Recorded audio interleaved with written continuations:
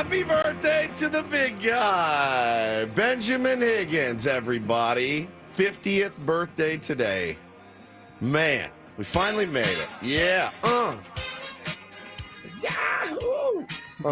Happy birthday, buddy. Thank you very birthday, much. Benny. Man, 1/2 of 1 century. I feel like he'll make it to the next one. I do. I feel like if anybody on this show is almost guaranteed 50 more years on this planet, it's probably you. It's probably not going to be me. I had chest pains driving in this morning, so it's probably just a matter of time for your old pal Woodsy here. But you are in great shape. You got up in Peloton this morning. I did set a new PR at 3:30 this morning with my girl Leanne. I wasn't intending it, but you know what? I just felt like, what a better day to just... Yeah. Did you tell her it was your birthday? I did. Did you get a shout out? She gave general birthday shout outs to the birthday crew, which I appreciated, and it drove me a little harder to set a new I bet it personal record. But I felt like healthy, like 50 years old, and I'm already an old man, so I don't fear becoming an old man since I've been one since I've been about 12. So yeah, I'm just getting closer to catching up to my mental age. We heard a lot about that over the weekend, about how you were always just like. Now I have so much good stuff for you guys today. I need to tell you that right now to the tier ones out there.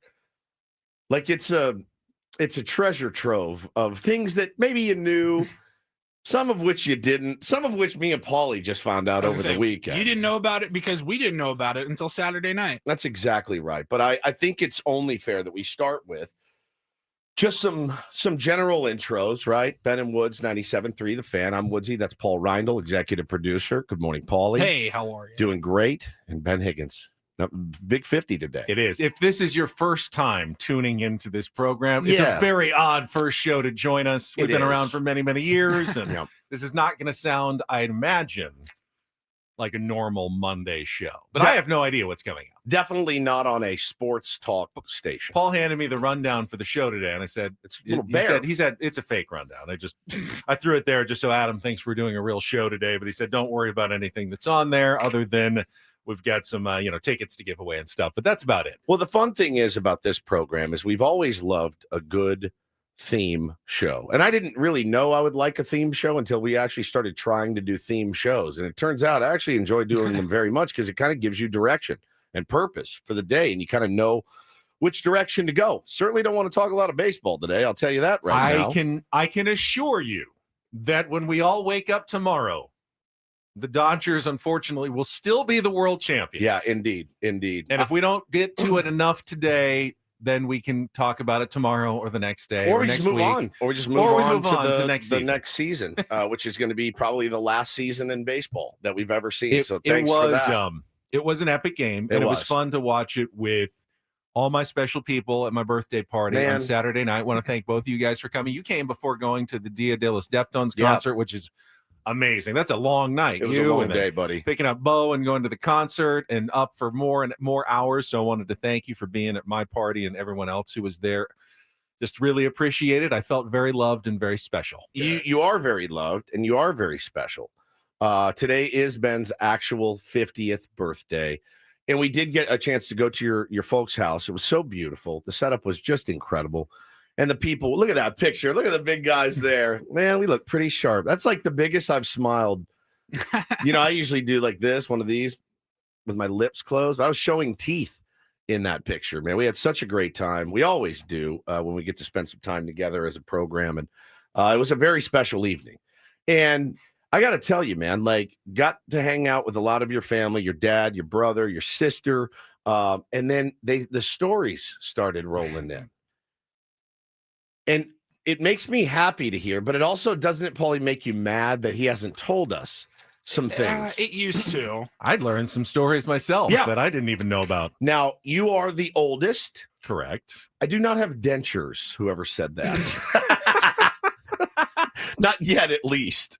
They'll be here someday. I'm going to look like Freddie Freeman in about 3 years. Be like, hey, good morning, choppers. You're the oldest. You're 50. Your brother, Sam, is how old? 46. 46. Your sister Maggie is 42. 42. So there's an 8-year difference between your sister and yourself. Correct. Sam told a story. This is absolutely astounding. that over the years, Ben would actually say to his parents, why did you guys do this? Have other kids? We had such a good thing going here, the three of us. Your parents said, well, Ben, we thought more kids and a bigger family would be fulfilling. And he said, the way it was described to me was he couldn't wrap his head around the idea. He didn't. Why would you want more? Bringing other children into the mix? Into their, and I think his mom actually said at one point, he did say to her, we had such a good thing going here, which is just incredible. She also told me that at 7 years old, for Ben's 7th birthday party, so 43 years ago today, she took Ben and a group of his friends to the Chart House. Love the Chart House. Which is on the it's on the 101. Yep. Or the Highway 1. It's on the 1, right on the water. Beautiful. Overlooking the like ocean. The original San Diego steakhouse. That's on right. The water. It was the Chart House. And Still there. He picked a couple of his friends from, I'm assuming, like kindergarten, and they went to the Chart House. That was his choice. And I looked at her and she goes, oh, I know. I said, this is unbelievable. Meanwhile, Billy's like, oh, we're going to the play place next week for my birthday. Yeah, exactly. You're welcome to attend as well, but it won't be the Chart House. Like Taylor, we're going to go to Sky Zone for his birthday is this week. We're going to go to Disneyland and Sky, which is normal, right? That's what little kids do. Little kids do not request to go to the Chart House. I wanted a steak and a baked potato. And you got one. And I just think that is the greatest. So then we're sitting there and we're talking. Maggie goes, hey, Woodsy, did he ever tell you about the waterbed? And I go, what? And she goes, he didn't tell you? He slept on a waterbed for like 10 years. And I go like this in my chair. Oh, I fell over. And I go, hold on, Maggie. Get over here. I got a lot of questions. Maggie, get over here and sit on my lap. I'm just joking. I would never do that to your sister. I said, Maggie, what do you mean? And she goes, oh, he had a waterbed. I go, he had a waterbed. And I said, I can't get my head around. He did. Yeah, it was a single person waterbed. It was my bed when I was, in junior high and high school and into yeah. college is what I heard. It didn't last quite that long, I don't think. It's not what I was told. I was told it was like, oh, and now they were guessing, but I was like, oh, probably like, I was like, because what age range? Like probably like 18 to 23, somewhere in that range. Your perviest years. You're like, hey, mom, dad, you requested this. When did you get it? Did you get it for Christmas? Do you remember? Probably, yeah. Just sloshing around in your bedroom. No one was ever on that waterbed with me. I'll tell you that.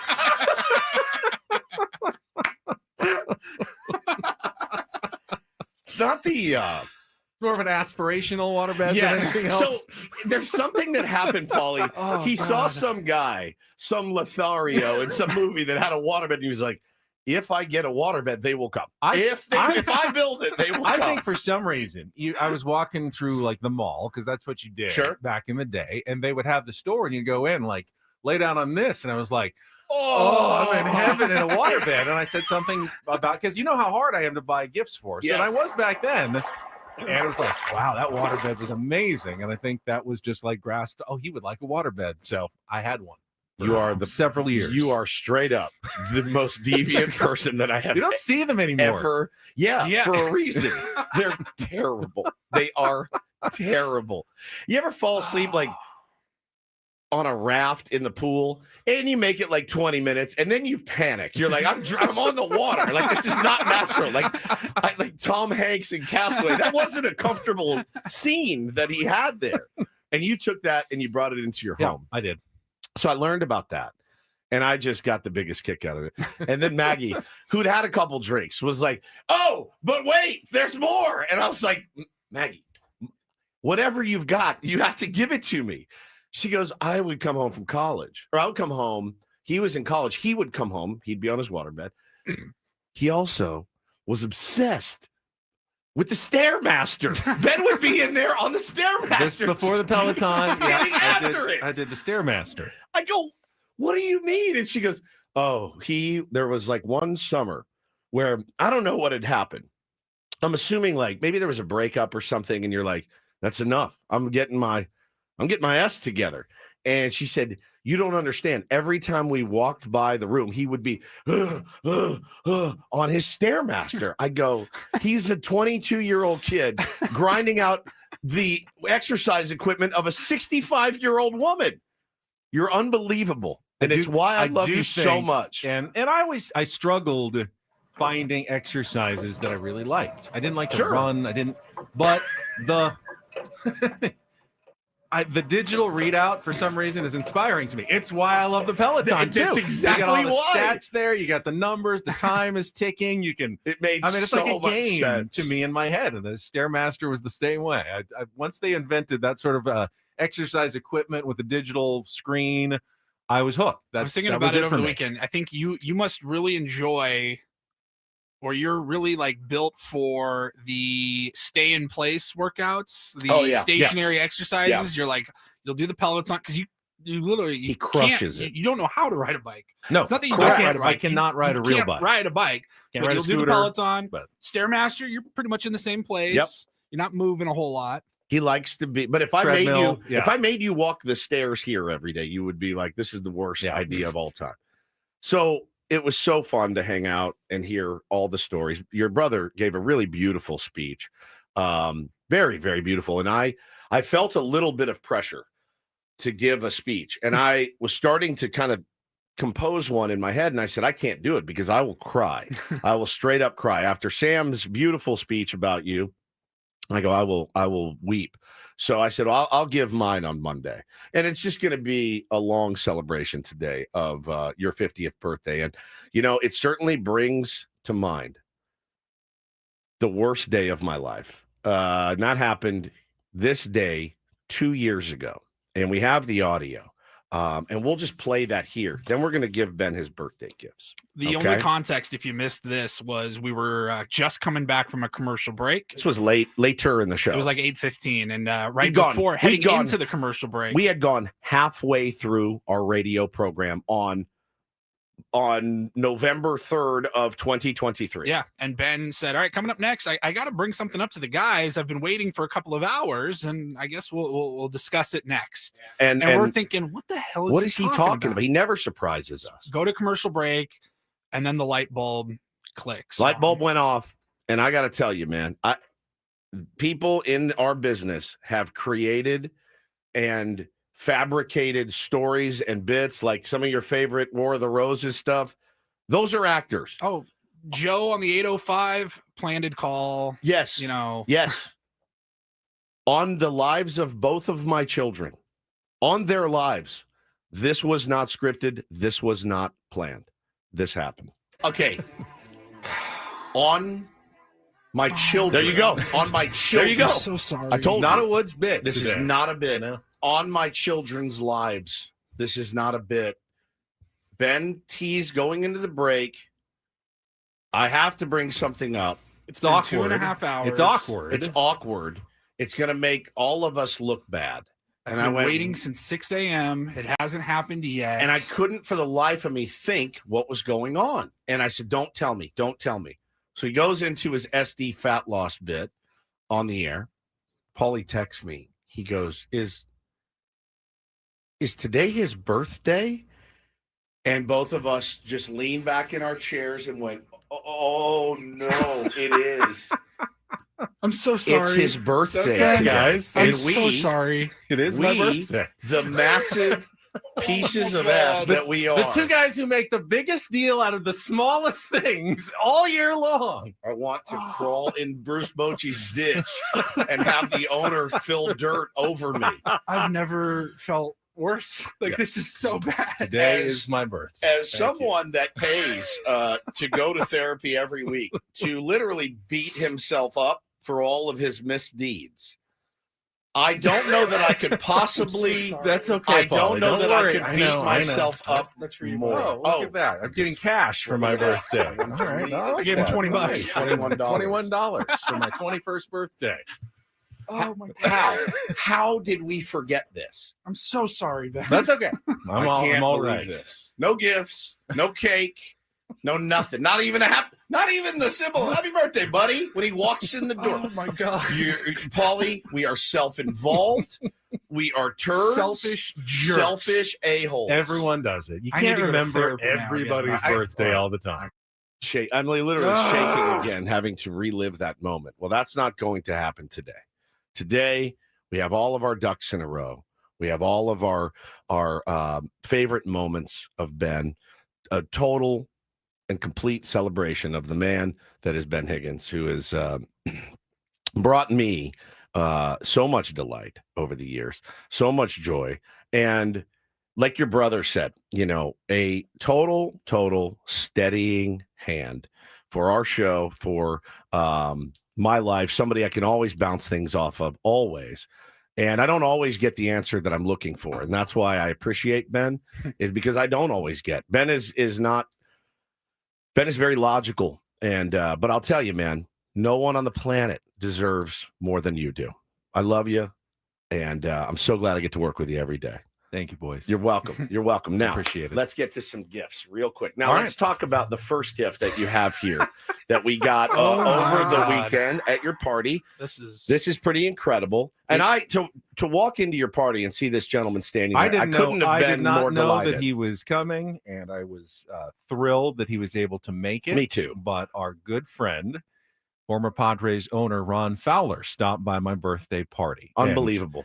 And, did bring a gift. And before I didn't open the gifts at the party. I'm not, this isn't a 12-year-old's birthday party. Sit down, but yay! I waited until later. Holds up a Nerf gun. He did tell me, though. He said, just know this is regiftable. And I think he just didn't want to kind of overly set the expectations. But he had this sly look in his eye when he said it. He's a Ben and Woods fan. He gets into bits, man. And we owe him so much. We do. And him and Alexis have been so good to us over the years. And it was so nice for him to be there. But he kind of gave me that sly look. So I got home, and I definitely, one of the first ones I wanted to see what was in there. Open a box. I thought, this could be like a shirt or some pants or something. It's Ron Fowler. Maybe it's $1 million in cash. You have no idea. Maybe it's $20 to Costco. Yeah. It was a Padres jersey, but not just any Padres jersey. Not just any. It was an autographed, authentic Padres jersey. Oh my God. One Eric Hosmer. Hosmer. I don't know if Eric knows that we have this now, and I'm not sure what we're going to do with it, but it's going to remain here with us until we find the perfect use for it. I mean, it is signed. It needs to be framed and put into the studio. It's signed. It's signed. Oh yeah, I've got the signature right there. Normally you would say, man, framing a jersey of a guy that really did not live up to expectations, a guy that I really liked and was happy when he got here. By the way, today officially season over, off the payroll as of today. Yeah. We are free. But I thought, man, you can't hang it in here. Maybe it'll curse the franchise. How much worse did it possibly get than today? How much worse could it get? Look up the road. You know what they're doing today? Dave just spreading his butt apart for some rapper. Like, here we go. Here we go. It can't get any worse. Might as well lean into it. Coming up next, That's What's In, guys are coming in studio. We're going to hang out. It can't get any worse. So we now have a signed Eric Hosmer. Take a look around, Alan. Yeah. We're at the threshold of hell. Threshold of hell. How can it get any worse? All right, I'll give you Paulie's first. Okay. That's Paulie's present. Oh, Thank you. God. You rock. Happy birthday bag. Love the old tissue paper in the bag. It's the way I usually can wrap things. Makes it easier. Oh yeah, absolutely. And we've got the body hair groomer that I've never had before. And now you have one. I am going to start my manscaping journey. Thanks to Paulie. Can you TikTok it for everyone? I'm not going to TikTok it. Now that I believe is good. Good anywhere. Back, shoulders, chest. Taint. The boys. Says groin and body hair trimmer. Oh, that's just. But I think you can still get your very Tom Selleck chest. Oh yeah. That still works up there. Oh, absolutely. Waterproof. You can Nice. In the shower. Yeah. Maybe you. How my short arms, though, are a problem in reaching around to back here. Can you help me at some point? I can help you. Okay, Yeah. thank So whatever you need. Appreciate whatever you that. need. Thank you, Paulie. I've actually always wanted one, but never pulled the trigger. They are outstanding. Yeah, they really are. And I got you something. Don't look at the bag because it's going to give it away. Okay. But we had talked about you not ever taking care of yourself or pampering yourself. Spa treatment, body wash. Yes. The triple threat. Yep. Shampoo and conditioner. And smell it. It's so good, dude. Can you smell it? It's like mango coconut. Oh, I love that. It smells like a spa when you go in there. And then you got what do I have in here? A gift card to their next level spa. It is very nice. And you can use it for any service you want. My thought was, I'll come up, get a day pass. Please. We will hot tub, cold tub, just as guys do, you know. Oh, yeah. Hot tub, cold tub, pool, have lunch together by the pool, get in the Roman bath, the whole bit. Don't have to go to your Kearney Mesa joint. No, and then you can use that gift card to get yourself a nice massage. Let's do it. A hot stone treatment. I would love to share that with you. And then we have one more gift for you. Okay. Over there. It's that box. If you could just grab that shoe box there. And this. So shake it or no? Yeah, you can shake it if you want to. Very quiet. Okay. It's not that heavy. Open it up. Just pull the top off.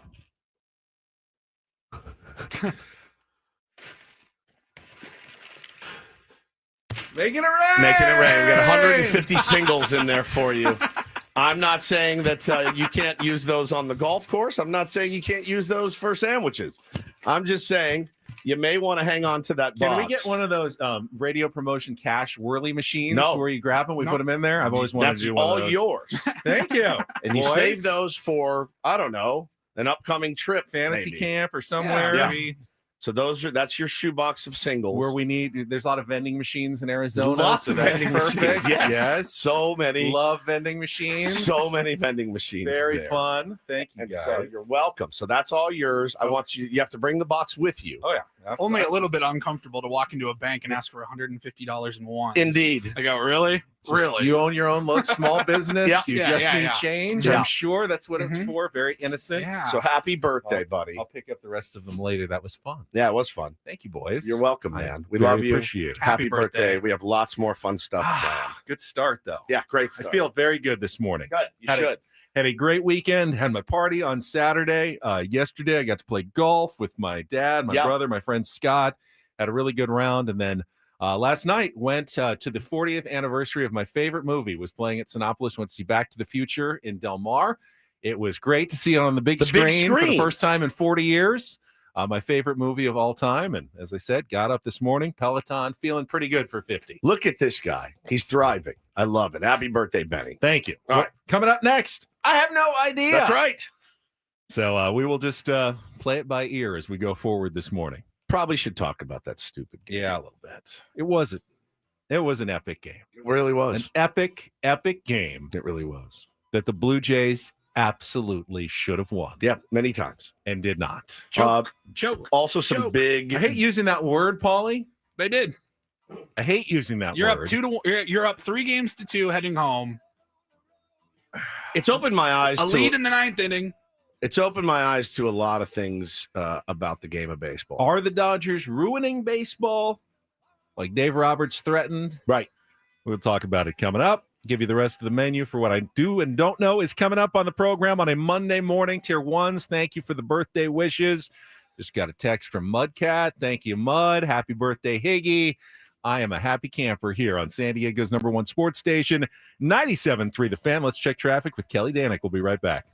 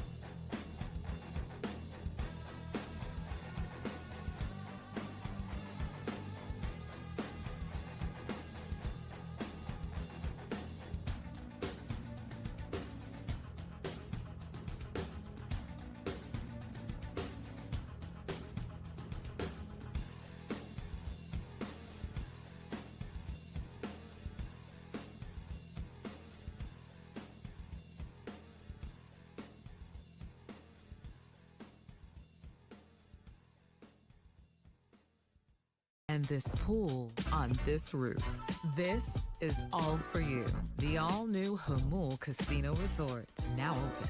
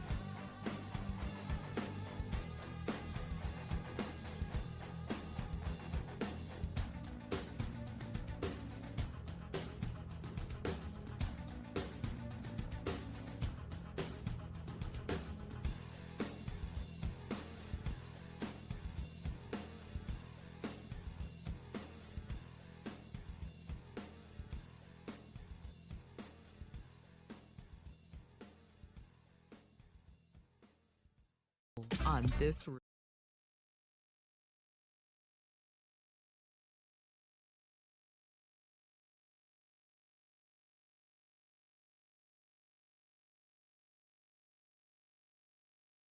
Welcome back to Big Bad Ben's Beautiful Birthday Bash here on Benham Woods. November 3rd, a day that will live in infamy. This song is a throwback. It is. If anyone remembers, we used to do the Daily Ditty for like a year and a half or so. We'd take turns, and each of us would get to pick a song to play. I believe it was this segment coming back in the morning, our second segment of the day. There was only one rule. You just don't repeat songs in the Daily Ditty. Correct. After about 3 weeks, I think I had run out of choices, and I accidentally chose West End Girls by the Pet Shop Boys for a second time. He loves it that much. And music is such a common theme on the Ben and Woods program. And amazing. He, for his party on Saturday night, he grabbed me. I was like, "Hey, happy birthday!" But he's like, "I did my own playlist tonight." He made the playlist. This was for on his party. Absolutely.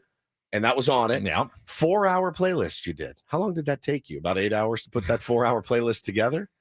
It took me longer than I expected. Man, it was it really had the makings of a perfect night. It really did. Except of course, the result. The sports were not what we were hoping for. My parents set up the TV outside so we could all watch the World Series, but then of course SDFC had a playoff game, so like Craig Elsten had it running on his phone, and we were running over there checking. And Craig will be with us at 8:35 this morning for his Monday regular feature, and we'll talk about what happened, losing in penalty kicks, agonizing. That's so 98th minute goal given up, and then losing in penalty kicks. The silver lining, of course, they aren't eliminated, and they'll get a chance to still advance at home coming up this Sunday. But that was agonizing as the final 3 PK attempts all just missed the net high. Yeah, they all went high. That was a tough one, man. And so I left your party, went home and picked up my son to drive down to Petco Park for Dia de los Deftones, one of our family traditions. He and I, his 13th concert overall and his sixth time seeing Deftones, his 3rd Dia de los Deftones. We love it, man. It is just such a cool, they do such a great job with it. And we've got the game up on the holder that Paulie got me for my birthday, like the magnet, and it just clips right on, and Bo's in the back, and we're watching, and he is hanging on every pitch, and I'm hanging on every pitch. And we stopped by the gas station to get a snack. Jeff Hoffman had gotten 1 out in the 9th inning, and we ran inside to get a snack. I came back, and we're walking in the car. I go, I wonder what Rojas did. Then I saw Shohei line out to the wall. Score was tied. And I go, what just happened? This game should be over. Miguel Series Rojas should be over. Hit a game-tying home run with 1 out in the 9th inning. They were 3 outs away from winning, or 2 outs away from winning a World Series. And again, look, we have our chat is inundated with Dodger fans this morning, and I'm not surprised because Petros and Money or whoever is in LA, they're talking about the Chargers, they're talking about the Lakers, they're talking about USC. I understand. Baseball's not that big a sport in LA, at least for the talking heads. It's just not. Football will always be king. Basketball will always be king. That's all right. We're happy to talk about it. And I know you want our reaction. My reaction is actually, that was one of the best World Series I've ever seen in my entire life. Of course. Period. The end. Of course. I mean, I'd be foolish to come in here and tell you any different. That Game 7 was one of the best Game 7s I've ever seen in my entire life. There's a reason, though, that the result bothered me because I don't like the Dodgers. And what Yoshinobu Yamamoto fantastic work is legendary. And what Rojas did was legendary. Yes. And what Pages did was legendary. But none of those things are out of the norm. Like coming back a day after starting. That's crazy. And throwing that many pitches and then coming back in relief and throwing as many pitches as he did and getting his 3rd win in the World Series. That's nuts. That's better than what Madison Bumgarner did. See, I disagree. For the Giants. Matt, I think it's recency bias. There's stats. He had 2 days off between Game 5 and Game 7. He threw more innings and he threw better innings. His innings were he actually pitched more effectively, probably because he had 2 days off. But you never know. Don't get in the recency bias Dodgers land. What I will say, I have to tip my hat to Dave Roberts as well. Putting Pages in as a defensive replacement was pretty sharp. Having Rojas start that game was pretty sharp, and he bailed you out. I hated the result, but the one reason I like the result is that I hope it puts a tremendous amount of pressure on the ownership here to look at that everywhere, and say, okay, we need to get that. That needs to happen for us. We deserve that as well. How are we going to get there?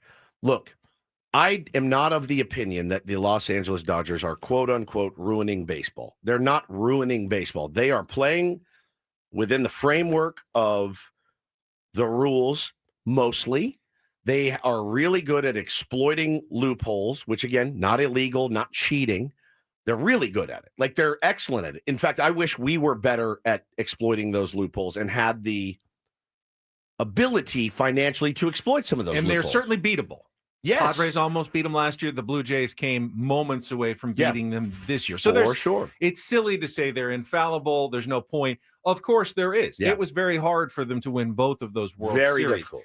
What I do think is valid, though, and I want to hear what you have to say, but how reasonable is it for the teams in the already bottom half of baseball, bottom half of payroll, to go, yeah, we need to keep up with the Dodgers, so we're going to spend another $15 million this offseason, which will get us nothing. Still $320 million behind the Dodgers. Is there an owner that's going to go, yeah, you're right, I need to light a fire on my butt and triple my payroll this year? They're not going to do it. They're not going to. How can you motivate those owners to say, I think you're making it even worse? I think the Dodgers do this. They spend this much, and teams that are already in the bottom, the lower payroll, even the good ones, the Guardians, the Twins some years, the Reds had a decent year. Are they going to really say, yeah, $20 million more, that's going to make the difference when we're being outspent 2-1, 3-1? I don't think it's encouraging for other owners, because I think you're right. I'd like to see them light a fire, but I think the Dodgers do the opposite, and they make the other teams go, What's the point? I can't possibly compete with that sort of payroll. I agree. So why would I throw another $12 million at this team when I don't think it's really going to make a difference? Now, maybe the players I already have, they're going to have an amazing season. I'll just roll the team I have out there and hope that they're going to beat the Dodgers. But there's no reason for me to go and spend another $30 million on a team that's still going to be $150 million behind their payroll or more. Well, and at the end of the day, though, you got to remember, it did. I really thought their arrogance of not going out and getting a bullpen at the deadline would kill them. And it almost did, guys. I mean, it almost did. It was a very arrogant move at the deadline to not go out and use some of those prospects. And again, I think they're number one farm team. So you could have used some to go get Mason Miller. You could have, and maybe you don't go to Game 7 if you actually, they rolled the dice. And I mean, guys, they rolled it and kept rolling. And they're like, oh my God, they keep going all in on every hand. It's pretty crazy.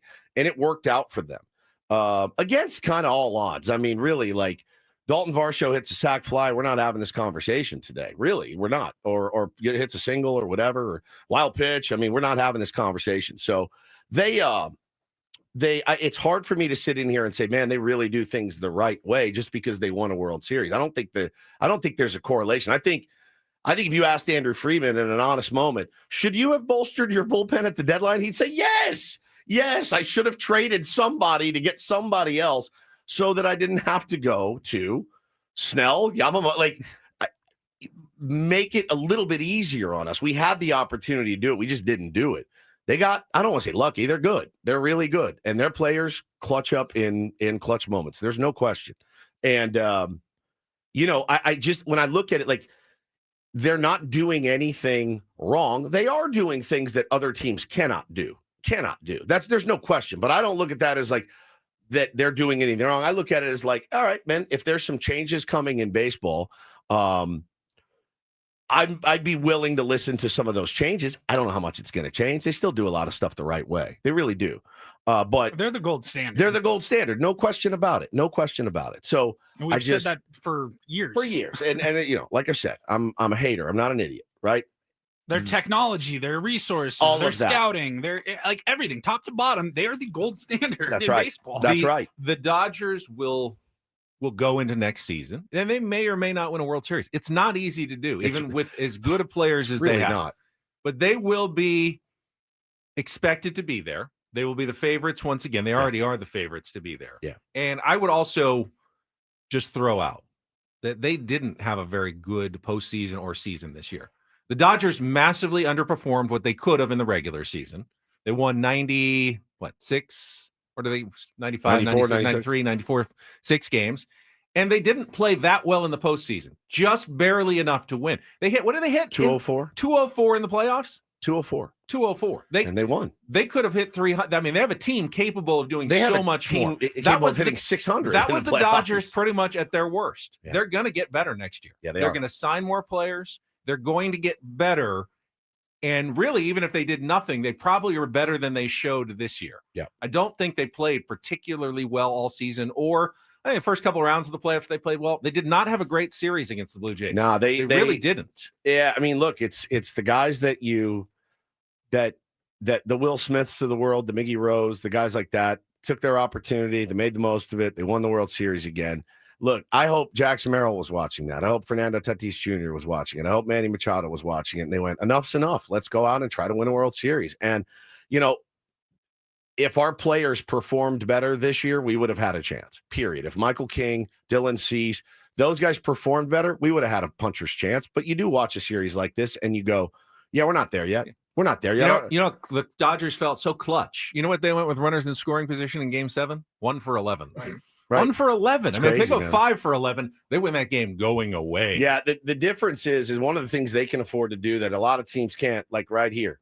Tanner Scott didn't make the roster, $72 million. Kirby Yates didn't make the roster, $13 million. Conforto, $17 million, didn't make the roster. Not every team, Dodger fan, is able to do that. I'm not saying that you've broken baseball. I'm saying you can make more mistakes than other teams can, and they don't punish you as much, as evidenced by the fact that you used like $1 billion to get through Game 7. That was at your disposal. You did it. You used it. It worked. Congratulations to you. I did feel like you can't watch that Game 7 and go, man, Dodgers got so lucky. Like they earned the crap out of that Game 7. That Game 7 was unreal. Down 3-2, going on the road. Taking those 2 games. So the other thing too is like, here's the other thing. I want to put myself and you guys listening as well. Put yourself in the mind this morning. It sucks to be a Padres fan. We've never won a World Series. We've been to a couple, got bodied in both. The Blue Jays have a World Series championship. They were that close. Ooh. They have 2. They were that close, you guys. They were 2 outs away. How are they feeling this morning? I couldn't have gotten out of bed. I had a baseball game to go watch of Bo's. I had a T-ball game to coach. I don't know. You could have gotten me out of bed yesterday morning. I would have been in a vicious depression. That would have been so sick. And then there's that thing that sets in where if you're a Blue Jays fan, we felt it last year with the 24 scoreless. You go, we may never get back there. And I still feel that way. And I'm going to feel that way until they actually hoist the trophy and Albert Pujols is riding down in a Cadillac somewhere, throwing champagne. You said a couple minutes ago, like, we're not there yet. I mean, I was watching the World Series and quite frankly, even the LCSs, maybe take the Brewers out of the equation, but the Dodgers, the Blue Jays, the Mariners, like, do you feel like the Padres are anywhere even close to that level? Because I don't. I don't. And I think that's maybe some recency bias too. Because is there a world where you could see a Fernando Tatis Jr. having a Vlad like, if Ramon Laureano was healthy, I think they could have made a run this postseason. But that's the difference. Again, the Padres can't overcome losing a key bat like that in their lineup. The Dodgers can throw away bats like Michael Conforto that don't work out and just go, all right, we're just throwing you away. We're moving on to someone else because they can afford those mistakes. Padres, they couldn't afford the bullpen mistakes the Dodgers make. The Dodgers can't. They have that buffer, that cushion that other teams don't get. But let's check traffic. I want to talk about it. The Blue Jays. What did they do wrong, if anything? So much. So much. That could have changed the outcome of this series. Those guys, those players right now, the Varshos, the IKFs of the world, the Jeff Hoffmans, my heart breaks for them. They were a fingernail's breadth away from Hoffman being World after the Series game. champion. I just cost everybody in this room. I was sick to my stomach for him, man. We'll talk about that after traffic here on 97.3 The Fan. From the 855 Get Ross Traffic Center, protecting San Diego after accidents or injury, here's Kelly Danick.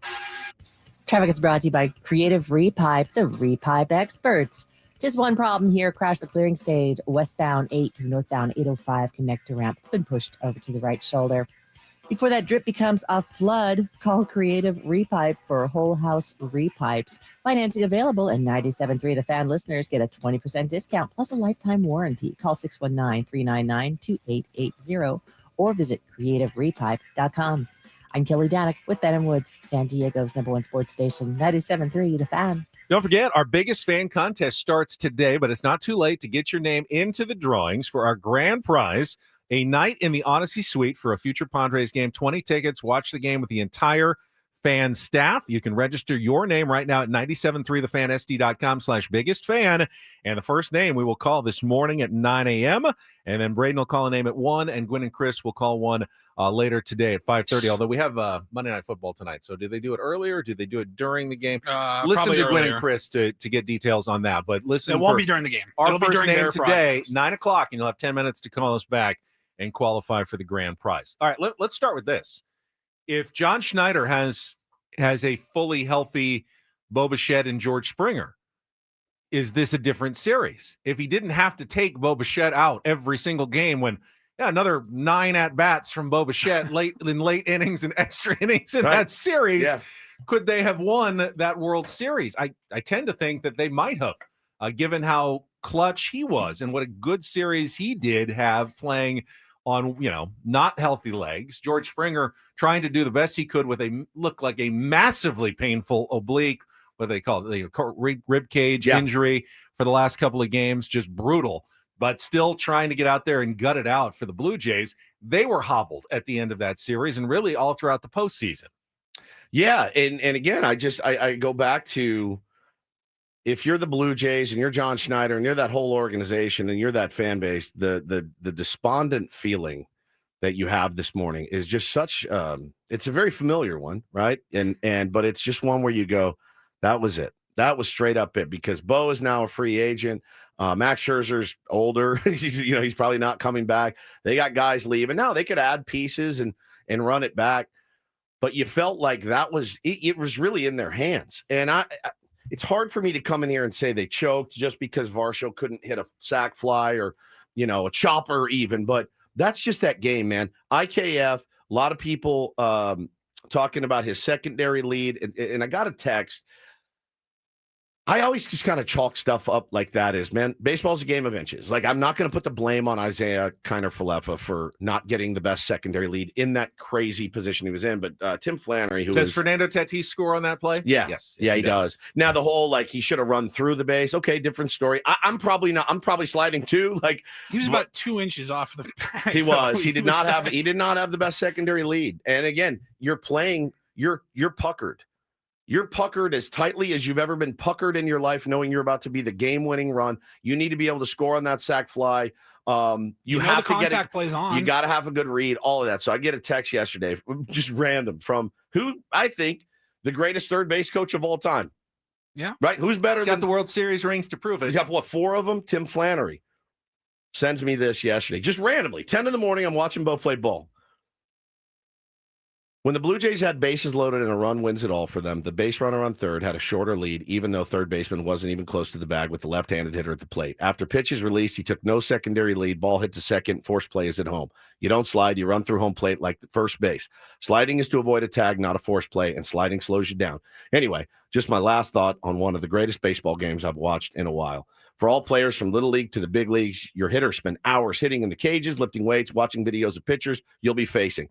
Now the pitchers watch videos of hitters. They lift weights. They run distances. There are 9 guys with gloves on. They take 100 grounders a day, hundreds of fly balls, all to keep batter base runners off base. I guess running the bases must be important. We always heard about Mike Schilt would always say, we got to win the inch. We got to win the inch. They lost that World Series by an inch, by one single solitary inch, because of 1 foot more he could have gotten. It just goes to show you how lucky you actually have to be. Miggy Rose stumbling on that ball, composing himself, making a perfect throw. Will Smith actually did get his foot down.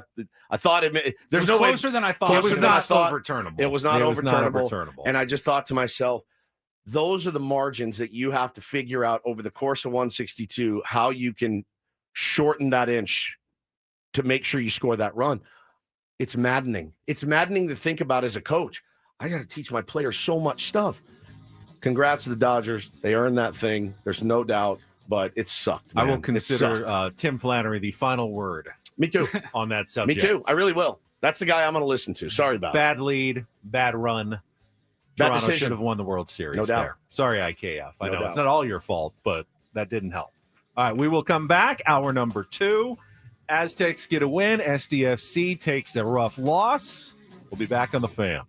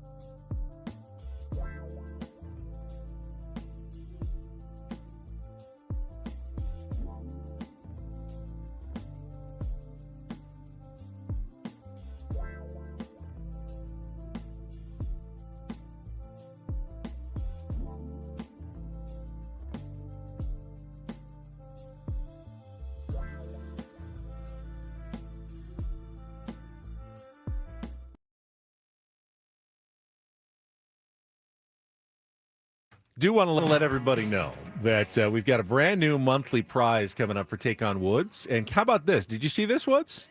No. This month's prize, trip for two to Las Vegas to see our very good friend, Sammy Hagar, in concert.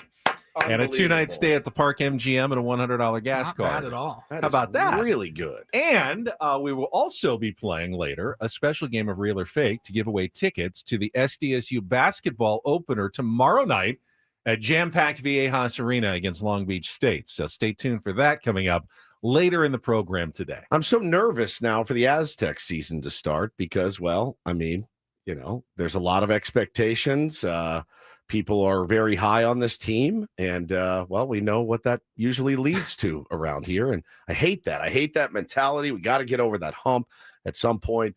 But the Aztecs are the Dodgers of the Mountain West this year. That's true. They are loaded for bear. They man. are far and away, like way more talent and depth than any other team. And basketball doesn't really work that way, where you can be like, I need you guys to pretend that you're hurt for 3 months, and then we're going to need you in March. I need you guys. I don't need you guys in November, December. I need you in March. The old glass now. What did Snell throw this year? 70 innings? I mean, that is the dream. You get Blake Snell after 70 innings, fresh as a daisy. And, you know, Yamamoto was a horse. He pitched that way all year. I mean, he pitched, I think, every start. He's a horse, but he's literally built different. He's built different in a different country. 61 1/3 innings in the regular season. For Blake Snell. Blake Snell, 61 innings. Glass now, too. I mean, that's a really cool luxury to have. But Brian Dutcher can't be like, Magoon, you hurt your knee. I didn't, actually. I feel great. No. What are you at? I'm on like 100%. I need you at 110. And I'm going to use you in March and March only. Okay? He can't do that. That's not how basketball. You got to get these guys. They need reps. They need to play. They need to feel all of it. It just doesn't work that way. So cautiously optimistic about the Aztec season. And I think, you know, as a San Diego sports fan, cautiously optimistic is the best way to go. Yeah. You'll never hear me beating my chest until the game's over. I will never beat my chest again until the game is actually over. But that's just the way that it goes. So that's tomorrow night. That is tomorrow night. We got tickets for that. And we will give away some tickets today. That's excellent. Yeah. Excellent. Well, today. We'll have tickets to every home game throughout the year. Nice. So good. So great. One of the hottest tickets in town. So great. Today is Big Bad Ben's beautiful birthday bash. And we will be revisiting some of our favorite moments on the program. And for me, Paulie and I were talking about this over the weekend and last week as we were planning this. And I said, for me, one of my all-time moments is when Ben decided to explain to me the concept of BDSM. You looked a little confused. As if I didn't know what BDSM was. Yeah, it's just weird to me that there's a... Well, it shouldn't be weird. I mean, like, he's like a submissive. You've seen that, right? What? Like S&M, that, you know, in that subculture, you have like a dominant and a submissive, and there are people who like to be ordered around or bossed around when it comes to their, you know, play fantasies. That's a real thing. That's just like, I mean, it's not even, that's like a healthy, sometimes psychological way you can separate it. Oftentimes, like powerful people, like CEOs, will enjoy, oh my God, like not having control for a while in their life. Have you ever wanted to tell yourself to stop talking? That's what I would. You sound, because you're speaking as if you're the foremost authority on doms and submissives. He asked. I mean, to answer your question, yes, I like to be informed on subjects. I couldn't get over. He just wouldn't stop.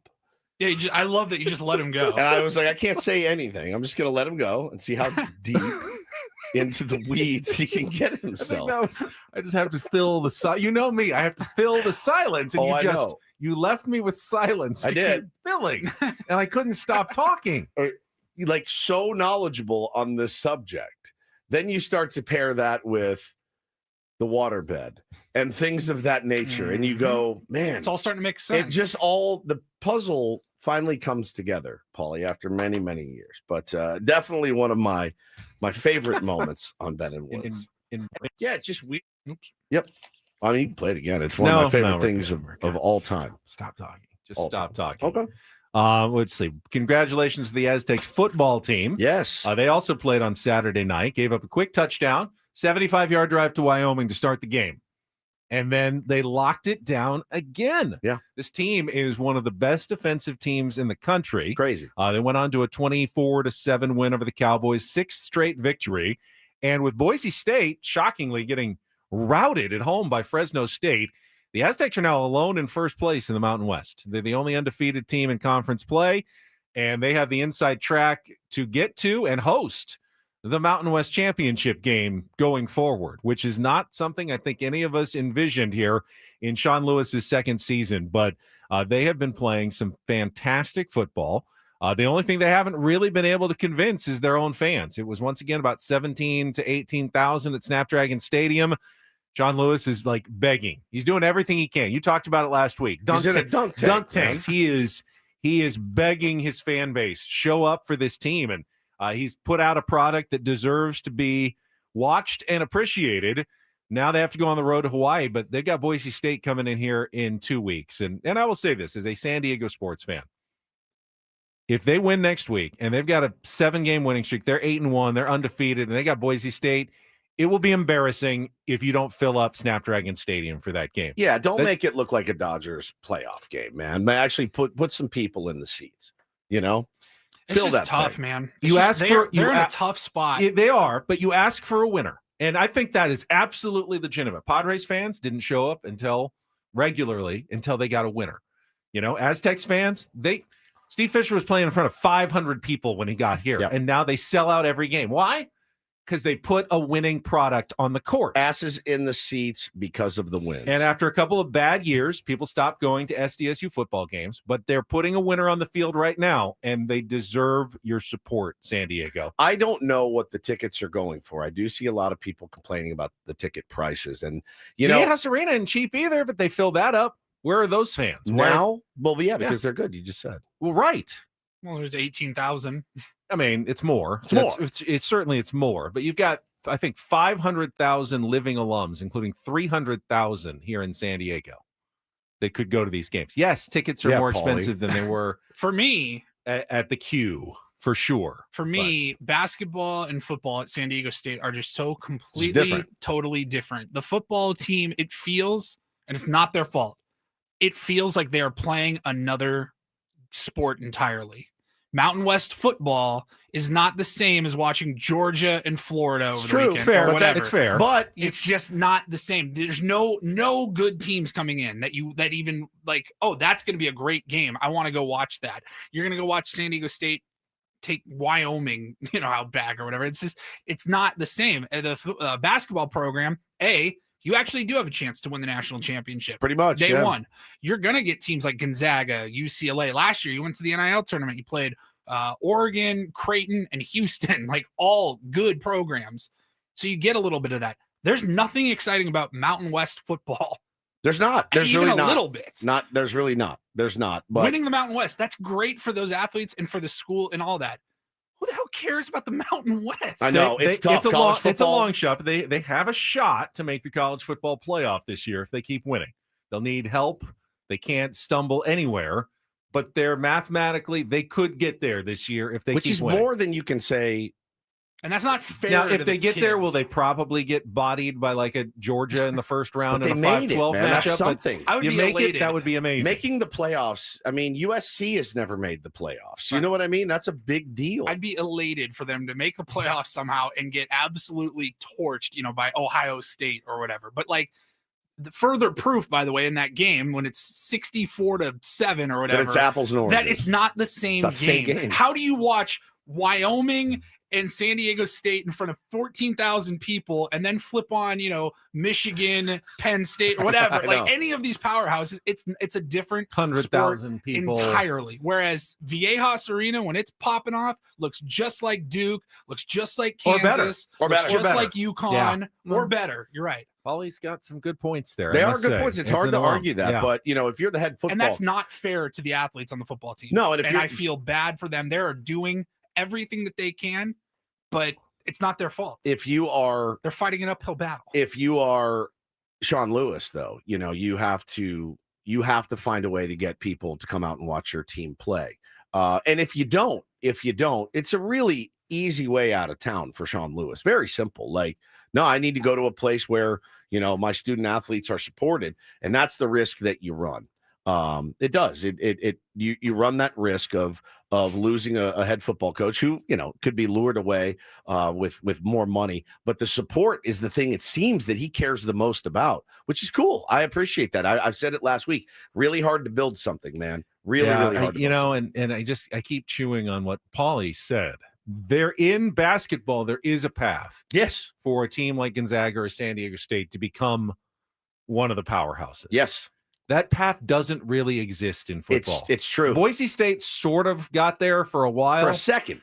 They've coasted off that they've for a kind of long fallen off time, the map. bro. They had a couple of great years, and they've kind of, they used it to build their program a bit. But what have they done lately? Right. Nothing. I feel nothing like at all. Oregon's been the best team on the West Coast for, 15, 20 years. And I feel like they're still even an afterthought as far as like blue bloods. At least that got them programs. to the Big Ten, which is silly. But if you're playing Big Ten football or SEC football, you are part of the club. Oh, they contend. Yeah. They hang in the Big Ten. Like they're good. They've been the best team, I think, on the West Coast. And I will even separate it more. There's the SEC. Then there's, 3 feet of crap. And then there's the Big Ten. Then there's like 10 or 15 feet to like the ACC.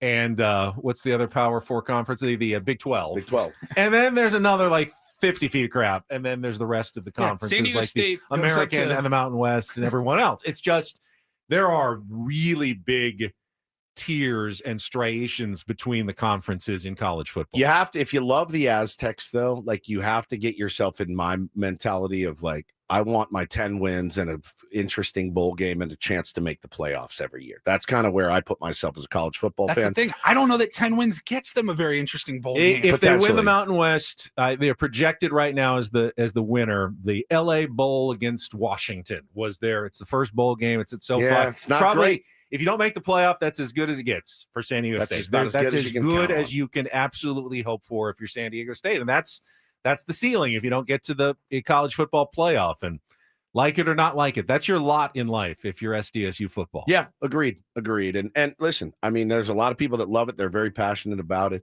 Those people need to find a way to pack that stadium against Boise State. Who's the next game against, though? At Hawaii. Hawaii. Not an easy one. Game. Hawaii's pretty good. They get a winning record, and the travel is always going to get you when you go to the islands. Yeah, we should. Come on, let's Adam. ask Adam. Send us out there. So we'll do some live coverage, shows at the end of this week from Honolulu. Fine by me. I mean, Woods, noted Aztec football lover, has been always been should be there. Fan. Really, should be there. It's embarrassing. It's embarrassing that they wouldn't ask me to come on the team plane. But yeah, no question, man. No question They're about all it. like, who are you? We got there's a couple of Padres notes we should probably get to as well that happened over the weekend. We still don't have a manager. That's one thing. I got asked anywhere between, I'd say 30 and 40 times. I got asked 20 times at your party, Ben, who's going to be the next skipper of the San Diego Padres. And your answer was? No idea. I went to Dia de los Deftones, ran into some people. We asked Ron there. Fowler, who's going to be their next skipper. No idea. No idea. I have no idea. I don't know when it's coming. My guess is that it would be this week. I would like to get cracking on the new manager. I'd like the new manager to go ahead and start installing his culture or whatever they do. Reaching out to players, getting guys ready, all of that. You do feel like the longer it takes, I don't know. You can narrow it down. There's 4 choices left: Albert Pujols, Nick Hundley, Ruben Niebla, and the mystery candidate. Which could be anybody else on planet Earth at this time. It's one of those 4, though. One of those 3, or anyone else on planet Earth. Yeah, and the fact that it hasn't happened yet, doesn't put me back on my haunches or anything. I'm not nervous about that. I just would like to get it done. Obviously, the other news: Michael King opting out of his deal, as he was designed to do at the beginning of the season. Right. I saw, you talked about people like upset, kind of getting mad about that. Like, what? Michael King did the Padres a favor when he agreed to a kind of a weird arbitration deal that included a mutual option that no one ever expected him to take, because there's a buyout of almost $4 million. That's what his salary was for this year. That buyout was included in what he was supposed to make this year to give him the right amount of money. And it doesn't impact at all the Padres' ability to now give him a qualifying offer, which they probably will, which he can take or reject for $22 million. So why take 15 when you're almost certainly going to be offered 2022 for this season. It would make no sense at all for Michael King to accept the qualifying offer. Doesn't mean he's gone. Doesn't mean he's staying. Doesn't mean he hates the Padres or anything like that. That was a done deal from the very beginning, from the day he signed that contract. There was almost no chance that mutual option would be exercised. It was designed to be rejected so he could get the payout at the end to complete his 2025 salary for his last arbitration year. But he did reject it. We have not heard about any of the other guys with options. Robert Suarez hasn't announced. He will almost certainly opt out for sure from his contract. Padres will likely decline options on Elias Diaz, on Kyle Hart. They have an option on as well. There's a couple of other decisions that still need to be made in the next couple of days, but that was the only one that we saw over this weekend.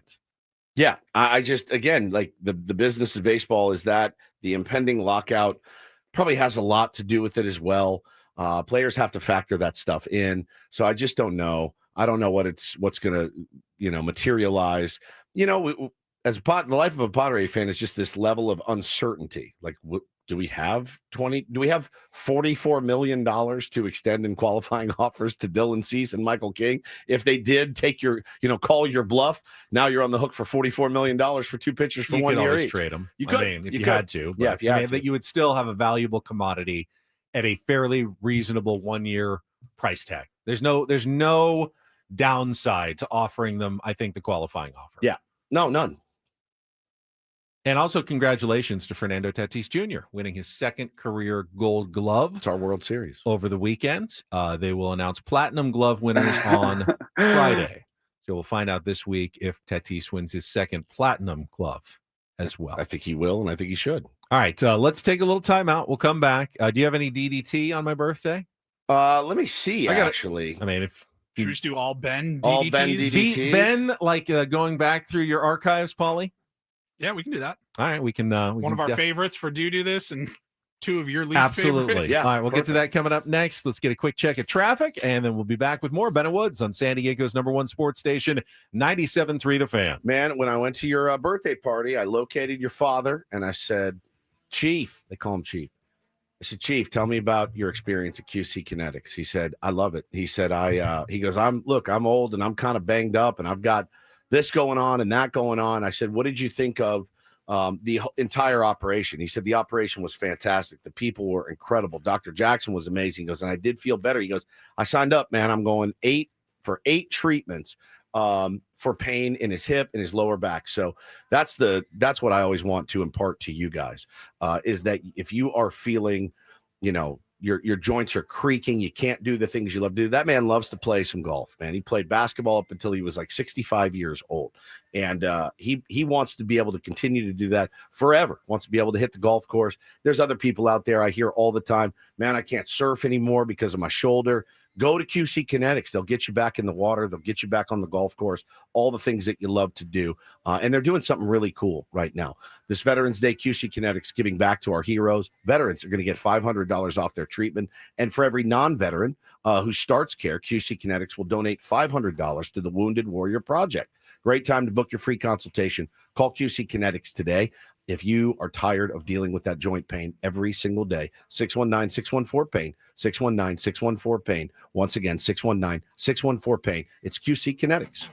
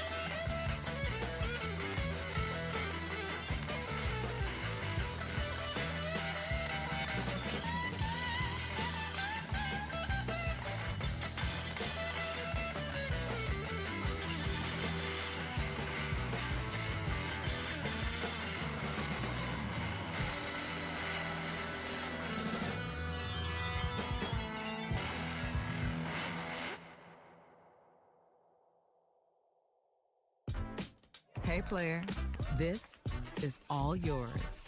And this pool on this roof. This is all for you. The all-new Humul Casino Resort, now open.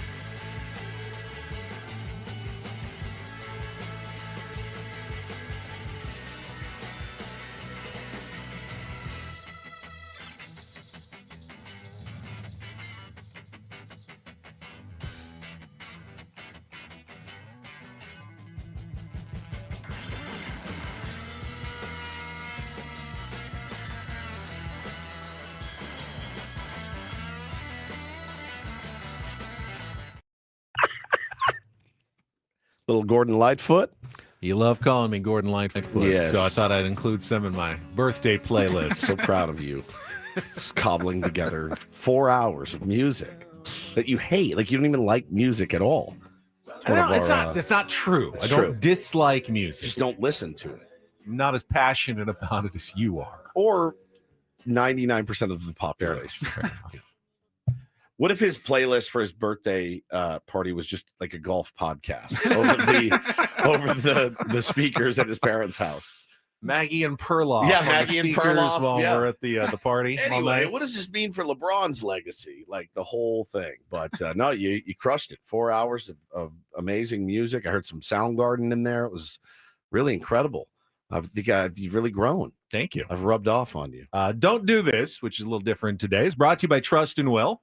Don't. Leave your entire estate, house, kids, and life savings up to chance if and when you die. Do. Set up Trust or Will online at trustandwill.com. This is a lot more affordable than you think. Visit trustandwill.com for more info, and I will turn things over this time to Paul Reindl, the audio master. Yeah, let's see here. Where do we want to start? So we're going to do a Don't Do This Ben edition. Yes. So I think we start here with how about we were just talking about music, and this happened a couple of years ago in this month. Actually, we're about 3-4 weeks away from Spotify Wrapped. Or best time iTunes Music. I don't know what their equivalent is. Everybody's going to start putting out all of the content, everything that you consumed throughout the year. And we were very surprised when we learned about Ben's Spotify Wrapped. And I think this qualifies as a don't do this. No, mine never really changed. Deftones, Queens of the Stone Age, Afghan Wigs. Mine never changes. My top Ben and Woods is in there. I listened for 106 minutes. My own show. Mine is humiliating. That's like an hour and a half of our show. Yeah, that's right. All right, give it to me. My top song, it said, which is actually one of my favorites, Sultans of Swing by Dire Straits. You know how many times I played it? 2. I just had a short in my head. The only song I listened to more than once this year on Spotify. I'm speechless with that news. Holy crap, dude. Twice. Sultans of Swing 2 times. This is #1 played song. That is one of the funniest things I have ever heard in my entire. I do love that song. Not clearly 2 times. I love it twice. God, that's good. That is brilliant. Everything else you listen to 1 time. It's almost impossible. It really is. Like it's almost impossible to not listen to the same song twice in a year, or more than one song twice. You're incredible. It's one of my favorite moments. I don't want to get your hopes up too much for this year's Spotify Wrap because I've started using Spotify for all my Take on Woods research. Oh, so you'll have I'll have a lot more going through finding categories and songs and stuff. But we'll still know what you've listened to most. True. They'll say you listen to this song 3 times. Will it be more than 2? I say yes, whatever it will be. Yeah. And I don't know what it is, but it will might be more still be than Sultans twice. of Swing. Which would be the greatest bit of all time. I might be up to like 5 or 6 this year. It would be. It's my musical renaissance. It would be the greatest thing of all time if it's Sultans this week. Check out Guitar George. He knows all the chords. He loves it. But he's strictly Harry doesn't mind. He doesn't want to make him cry or sing. He's got a daytime job. He's doing all right. And Harry doesn't mind. Oh, my That line God. gets It kills me, Paulie. And Harry doesn't mind. Somebody asked in the chat. Oh my God. Somebody asked in the chat, does forgetting Ben's birthday qualifies as don't do this? Yes, it does. 100%. We talked about it in the open. We played you the audio of us forgetting it. But this is another one I like. I can't believe that Ben went and attacked viciously an innocent diner worker who was just in Alabama, just trying to get through her shift. I couldn't believe when he did this. Thank you for calling another Broken Egg and Fairhope. This is Marissa. How can I help you? Good morning. I'm excited. For what? What was the score of the Aztecs game? I don't really watch sports. Right. The first half, the Aztecs dominated. Maybe the best half they've played all season. I got called out by my 19-year-old last night. You got what? I got called out. To choose, though, Reese Kinnear as the person to set the tone in your game, to me, is an indictment of a couple of things. I'm sorry, I don't follow. Oh. How is it hanging? Oh, my God. I like good, firm banana. Uh-huh. The Lakers shot 57% as a team and still lost that game. That's it. That was it. Attacking. You drove her. Just a sweet serve. It was a busy morning at another Broken Egg. It sounded like in Stubbsville, Arkansas, or wherever. Yeah, she's just trying to bring somebody their omelet, like Dominic. She's got to answer this guy, this sports guy on the phone. Can you believe Reese Kinnear? It's just don't do this for you two for bothering her, honestly. That is just the best. All right, well, then we can finish it off with another Don't Do This for Ben. Speaking of music, don't know how we got onto this track. This was from 3 years ago, February of 2022. And we started talking about the song Down with the Sickness by Disturbed. And if you've ever heard that song, you probably have. It's got a very distinct start to the song, and we were seeing who can do that. I can't even do it. Can you do your best? Like he does it. That's pretty good. Not bad. Ben had no. Ben goes, ah! Oh, you got to do the. Hey, hold on. It's hard to get it. It's not easy. Paulie does it the best. Paulie nailed it. Not really. It's still very hard to do. I can't do it fast enough. Who actually does this? Some guy in Disturbed.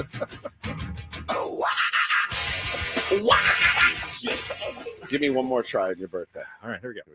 Give me some. Can you give me the thumb? That was old. That's the old one. Can you give me the thumb music? Yeah, just. Oh, hang on. Let me get you the build. Yeah, the build up.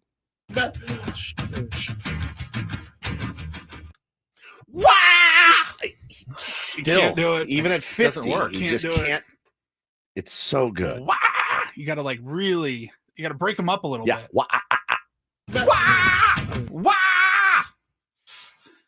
Can't do it. I could listen to you try all day if you wanted to. And that is a special birthday edition of Don't Do This for a Monday. Man. Good. Yeah. All right, we're an outro done. or something? No, that's fine. No. This hour 97 through the fan brought to you by SD Collectibles. Get ready, sports and Pokemon collectors. SD Collectibles Card Show is back at Liberty Station with over 100 vendor tables November 22nd and 23rd. Find sports cards, Pokemon, memorabilia, and more. Visit sdcollectibles.com for info. That's sdcollectibles.com. Gambling problem? Call 1-800-GAMBLER. GEGE 0000466. For a full list of games and rules, play at 7 Mile Casino. Visit 7milecasino.com. Exactly what I thought. Congratulations to 7 Mile Casino's own Miguel Rojas for another World Series championship and a home run that he hit and a great defensive play. He, if it's good enough for Miguel Rojas, and it is because we've got pictures of him last year playing some California-style blackjack at 7 Mile Casino. Certainly good enough for you. I've got a shoebox full of ones I could take down there. I know that's not what it's for, but I could set them down at a Texas Hold'em table, play some California-style blackjack, Pai Gow, or Baccarat, or just enjoy a great birthday lunch at Sammy's at 7 Mile out there on the patio on a beautiful Monday. Certainly could be worse places to enjoy my birthday. Man, you are not wrong about that. The patio is spectacular. The bar area is really beautiful too, but I love sitting down and ponying up California-style blackjack table. So do yourself a favor. Best part is, guys, it's just 7 minutes from, the Omni Hotel. A lot of teams come and stay when they come to play the Padres. 7 minutes, 7-minute cab ride. That's all you need to do. Just 7 minutes down the 5 freeway, Exit Bay Boulevard, pull in, you walk right in, and you're all set up at 7 Mile Casino, just 7 minutes from downtown.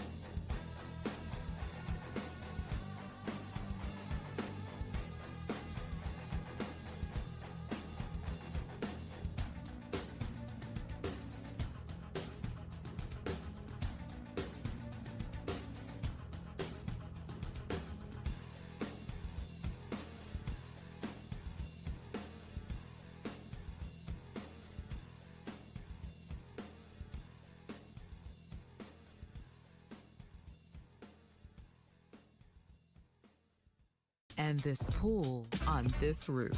This is all for you. The all-new Hamul Casino Resort, now open.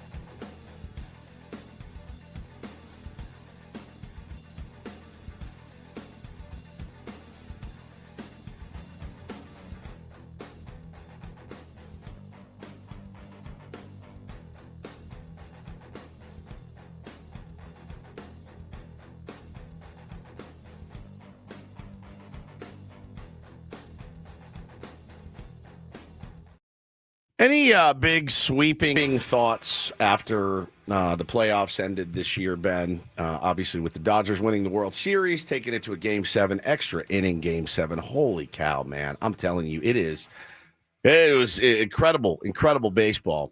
But any like overarching sweeping thoughts? I know the big one is people out there saying, Dodgers are going to force a lockout. Look, I think a lockout was always coming.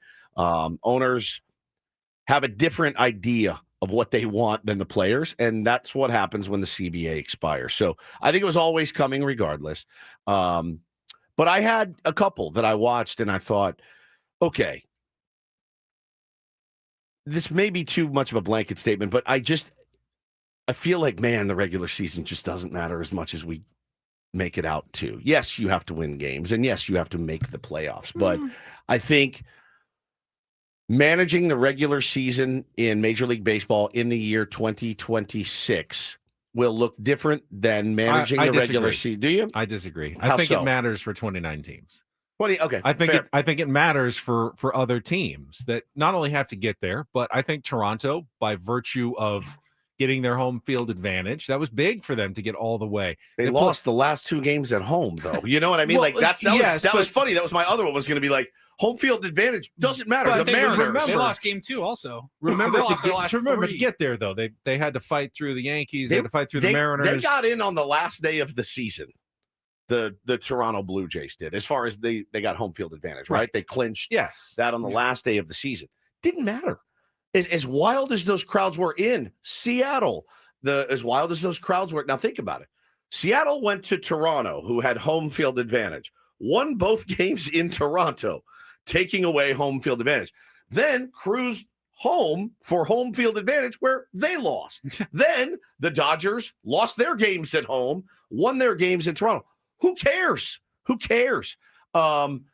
Mitigating innings on your starters throughout the season, I think makes sense. I think it makes sense.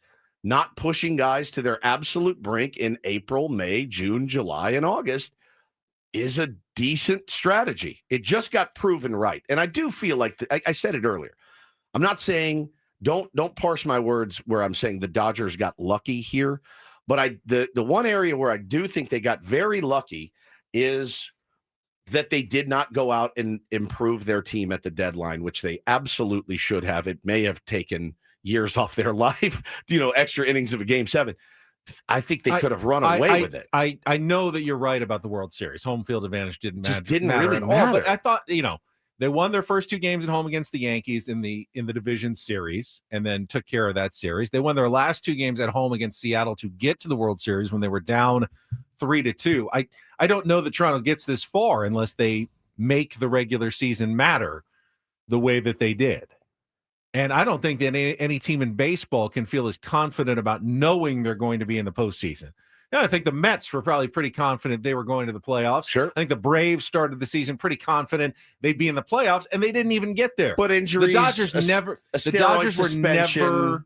were never at risk of not making the playoffs. No. And they were the only team that I felt was never really not at risk. The Blue Jays were the closest that weren't at risk of not making the playoffs. The Brewers, they finished last. The Brewers last had the best record, but remember the first month they looked awful. Yeah, and then they turned it on and played really good. I did not think that they would make the playoffs this year. I did not think they would, and they surprised a lot of people. But they didn't. They had to take the regular season seriously. There's only one team that doesn't have to totally take the regular season seriously. That's the huge advantage for the Dodgers. It really is being able to hold back players and know you're going to be there at the end. It's a risk. It's a risk. Not a huge one. It's not a huge one, but it is a risk. Certainly worth taking if you're the Dodgers. Yeah, and they, listen, they spend smart money. They also spend frivolously because they can. I mean, we just talked about $70 million. What other team can leave $70 million off of its postseason roster and win the World Series? There's very few that can do that. And it wasn't injury. It wasn't anything like that. It was we don't want them on our postseason roster. Michael Conforto, they would have rather had light hitting in the regular season, Kike Hernandez playing left field for them, than Michael Conforto. Kike Hernandez just doesn't make sense. It doesn't make sense. I do not understand the phenomenon that is Kike. He explained it the other day. They asked him about it, and he essentially said, I suffer from ADHD. And we see that. Yeah, 100%. He said, it's hard for me. Basically, he said, it's hard for me to get fired up in April, May, June, July, August, September. Like where I get really fired up and focused is in October when it really counts. And I think that mentality is an interesting one. How would you like Fernando Tatis Jr. to play that way? Well, not really focused for 6 months. He'd drive you crazy. Yeah, people get mad when he hangs his head after a strikeout. For one at bat. For one AB. Right. Kike just admits, I'm not really checked in for 6 months. He literally said, he's like, it's hard for me. It's hard for me in April, May, June, July, August. I can't get fired up until it's really October. I kind of dig it because he comes through every single year somehow. But if every player on the team had that attitude, you wouldn't make the playoffs. Yeah, he can do that. He can do that because the other guys carry the weight of the season. But he's he's a role player. But it's an interesting thing to think about, that grind of the regular season. That home field advantage that just kind of worked against the guys in the World Series, really both of them. I mean, there's just no one way to do it. There's really not just, we win the division, then we get home field, we get the bye, we will win the World Series. It just doesn't work that way. So we put so much emphasis on the regular season. We live and die. I'm going to watch a little differently next year. I'm going to be a big, let's just get to the dance thing. Anthony's the Dodger troll in the chat this morning, and we appreciate you being in here. He says, if the Padres pressed the Dodgers at all, this is a different conversation. But the Padres didn't. They crumbled. Yep. You're right. The Dodgers were in the playoffs. I mean, they won enough games to make the playoffs. Even if they didn't win the division, they still had to play in the wild card. That's right. I don't know that anything changes at all. I don't really either. The Padres win 4 more games. I think the Dodgers still win the World Series. Yeah. I don't know that anything changes. I feel the same way. And again, they still had to play the Reds, and that was like playing a but they team of still 8U have players. Snell, Yamamoto, Ohtani, and Glasnow as their playoff rotation. Well, that was the difference maker. To pitch a Game 7 and not use – they used Robleski in Game 7, but they had all their starting pitchers pitch in Game 7. It's funny how Roki Sasaki went from savior to we can't put him in again. Yeah. It'll be interesting to see what they do with him in the offseason. It doesn't matter. Back to starter. What they pay him, $6 million? That's true. Who cares? They don't care. They have that luxury to not care. Which is just bananas. It's bananas. All guests on Bennett Woods appear on the David P. Shapiro fan hotline. David P. Shapiro, criminal defense attorneys helping good people regain control of their future when charged with a crime since 2010. Visit davidpshapirolaw.com. Craig Elsten will join us to talk a little SDFC and baseball at 8:35. But we do have a Padres Smörgåsbord for you, and we'll get to that right after traffic here on 97.3 The Fan. From the 855 Get Ross Traffic Center, protecting San Diego after accidents or injury, here's Kelly Danick. Traffic is sponsored by Covered California. Well, guys, I'm seeing way too many motorcycle accidents. One on the coastline, northbound 5, right before Mission Avenue, appears to be in middle lanes. Also reports of a crash involving a motorcycle on southbound 15 near the 78. Now, this one's got the slow lane blocked. Friars Road on-ramp to northbound 15 got a collision. Also traveling on northbound 805 right before Adams Avenue. an accident involving several vehicles. That's over to the right shoulder. And we got this crash out in the East County, westbound 8 before Los Coaches. A couple cars in the center divide. Hey, everyone. Open enrollment is, open. And so is Covered California. Open to questions, real answers, and to helping you get health insurance. Covered California. For the love of Californians. Visit coveredca.com. I'm Kelly Danica with Ben and Woods, San Diego's #1 sports station, 97.3 The Fan.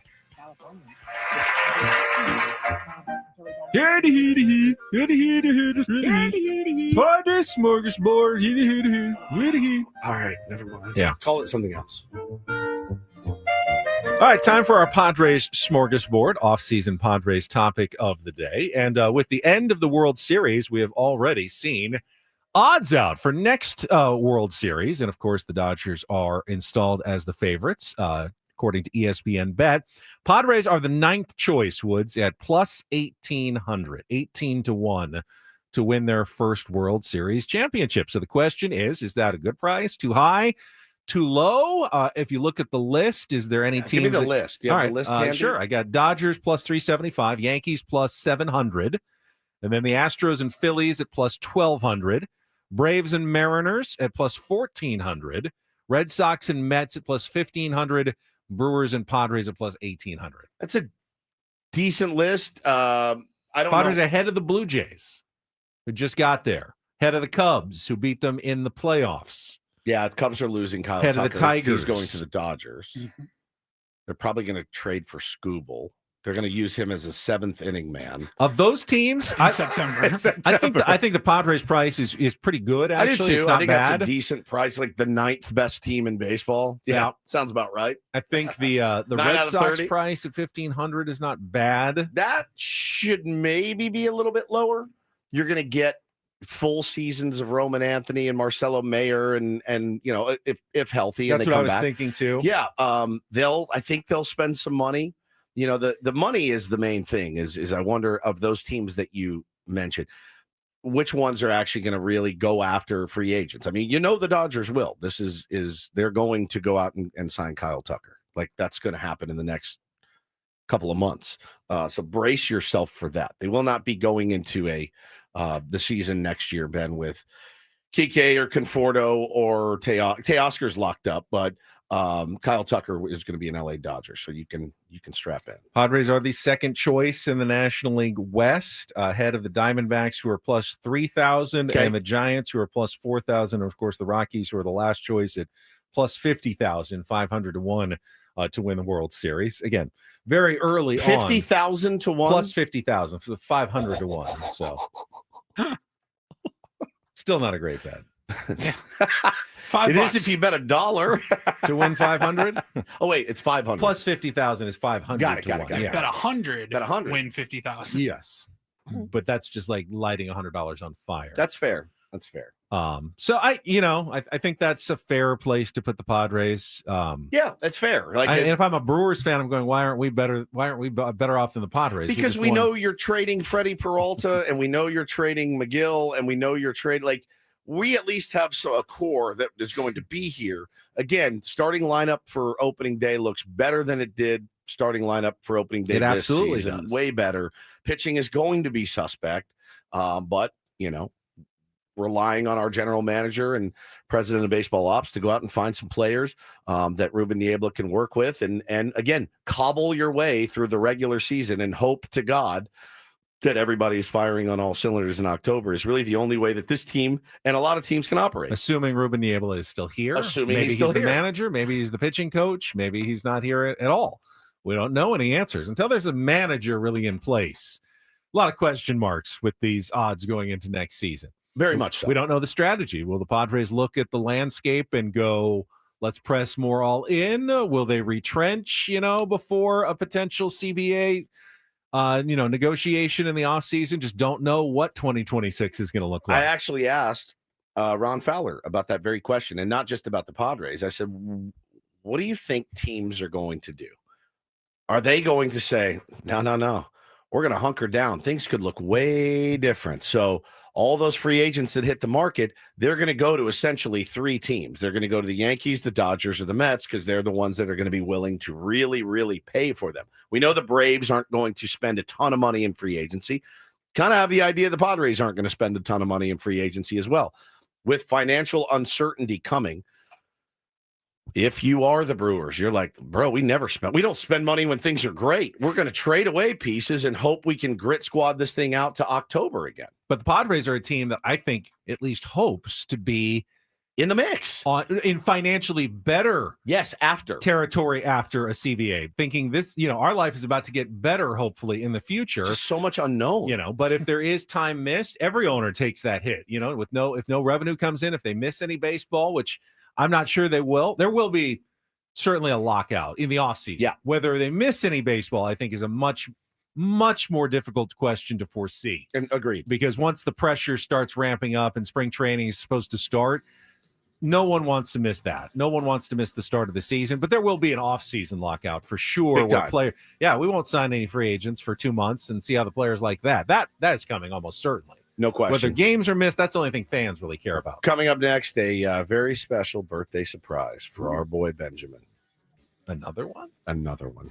We'll be back. 2 hours to go. Been what? San Diego's #1 sports station, 97.3 The Fan.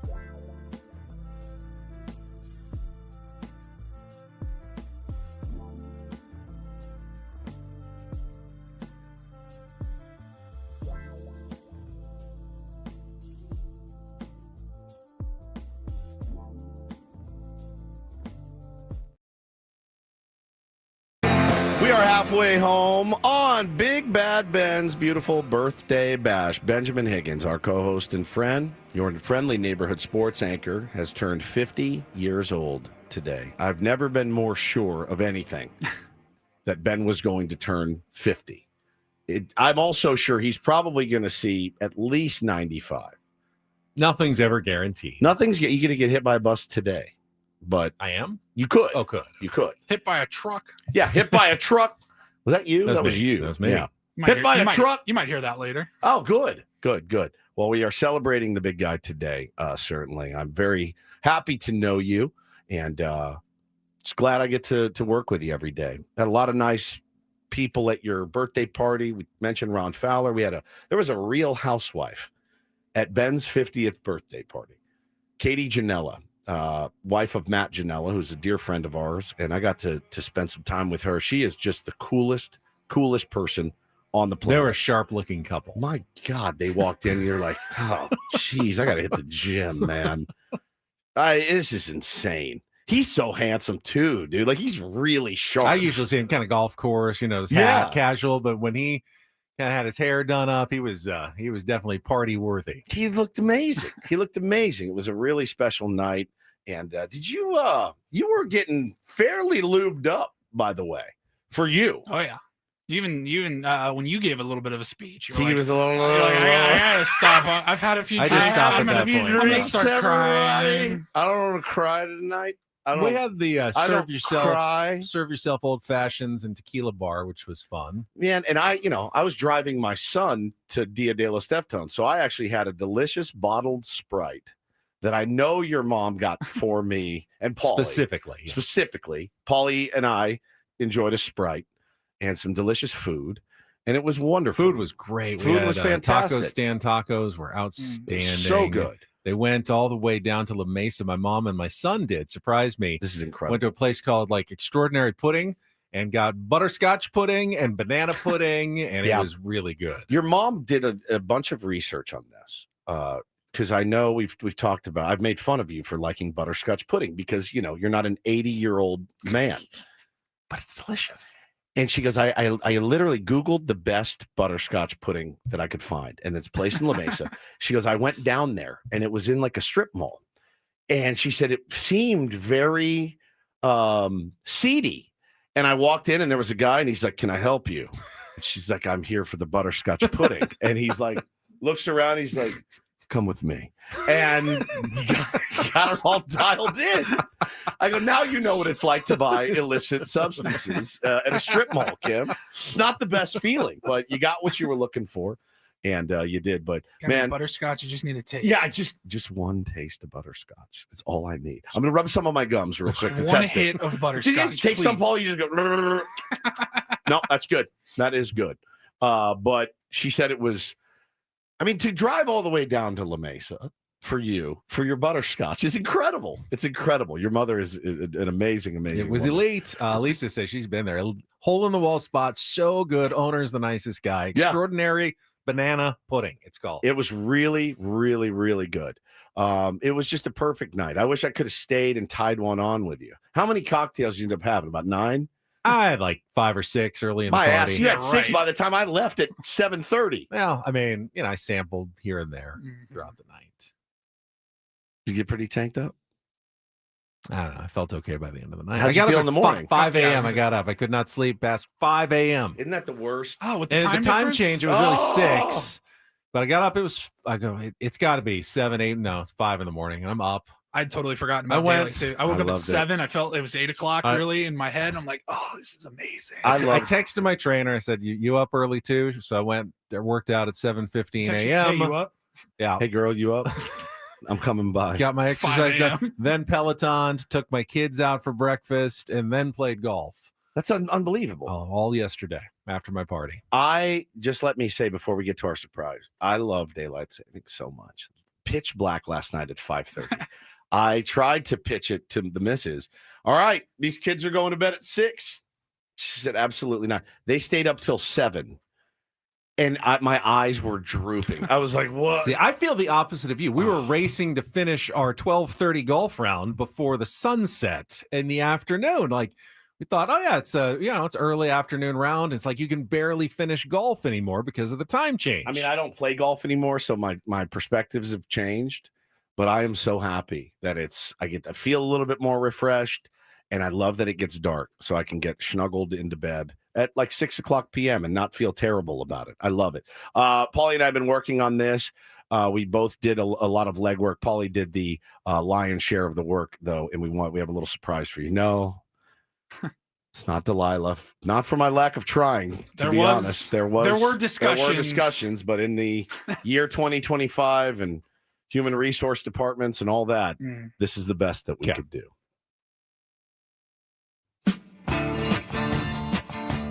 Benjamin R. Higgins, happy 50th, buddy. I will never understand how I'm actually older than you are. But it's such a pleasure and honor and privilege to work with you every day.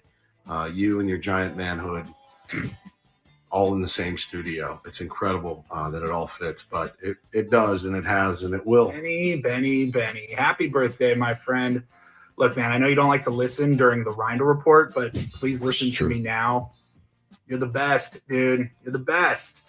It's just been an absolute joy to work with you every morning for the last however many years it's been. And if you still don't believe me, Woodsy and I reached out to a few of your friends, and they've got something they'd like to say.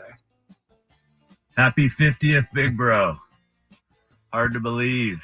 Doesn't seem that long ago we were kids running around. But now I get to run around and claim Ben Higgins is my big brother, and I do it a lot. Thanks, Sammy. Happy birthday. Love you, bro. Hey, Benny boy. Coffee here, man. Just wanting to wish you a happy 50th birthday. Next year's going to be a really good one because it's going to be 51. 51 to 51 next year. But seriously, enjoy the half century, man. It's a great club. It does mean you're getting old. You're not going to get any strokes from anybody because your game's too good. But have a great birthday. Enjoy the wolves around you. And we'll talk at you soon. Yes, Offie. Happy birthday, Dad. Dan. Cannot believe you're 50 years old. That makes me very old. But all seriousness, I'm just very proud of you, all the hard work you put in and your success in radio and TV. And I know how much has gone into it. So happy birthday. My friends tell me Don! that my friend Benny is about to celebrate his 50th birthday. That's awesome. You look great. But Ben, it's awesome. I'm very happy for you, my friend. And that means one thing. The first 49, all down by way of the K. Come on. Higgy, Mud! affectionately known as Higgy. Happy birthday, my man. Have a great day. Appreciate all that you do. Appreciate your friendship. You're great on the air. And I don't even do any prep work for the games because I just listen to your act in the morning and I just regurgitate all your stuff on the telecast. So best to you on your birthday, the big 50. 50 is the new 20. You've really made a name for yourself in San Diego, and that's awesome. So you're like this close for being as good as Hacksaw. Yeah. So, hey, keep that in reach, right? Reach for the stars. Keep reaching for that goal, all right? Happy birthday, Ben. Sister, Maggie. You were one How you hard doing? act to follow as a sibling. A lot to live up to. You set the bar very high. But I was always proud of your sister. And I love you. Hope you have a good birthday. Benny, what's up? It's Jesse. Jesse! I want to say happy birthday. Congratulations on the defenestration of your youth. And congrats on getting to a great day.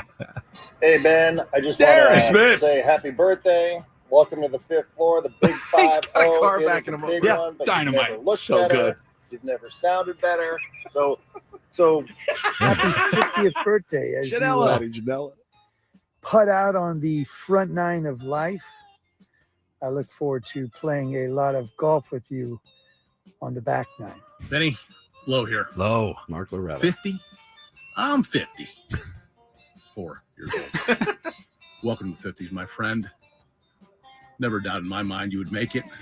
However, working with Woodsy and Paulie, that can take its toll. But in all seriousness, my man, really appreciate our friendship. Appreciate how hard you work. Appreciate your dedication to San Diego. Greetings, Ben, from 10,000 feet. Just wanted to wish you a very happy birthday. Tell you thank you for all your hard work. Nobody deserves it more than you. Hope that you have a wonderful, wonderful birthday. Here's Brooke and Ethan. Happy birthday. Thanks, Blue family. Happy birthday, Ben. Hi, Ben. Oh, sweet angel. You know, you were already so grown up, like a little At adult 3. when you were 3. But somehow, you, just like the song, you have managed to stay forever young. And you grew up righteous, just like the song, and so true. You've always been exactly who you are. It's such an honor to be able to call you my son. I love you, my dear Ben. Happy birthday, Ben Woods.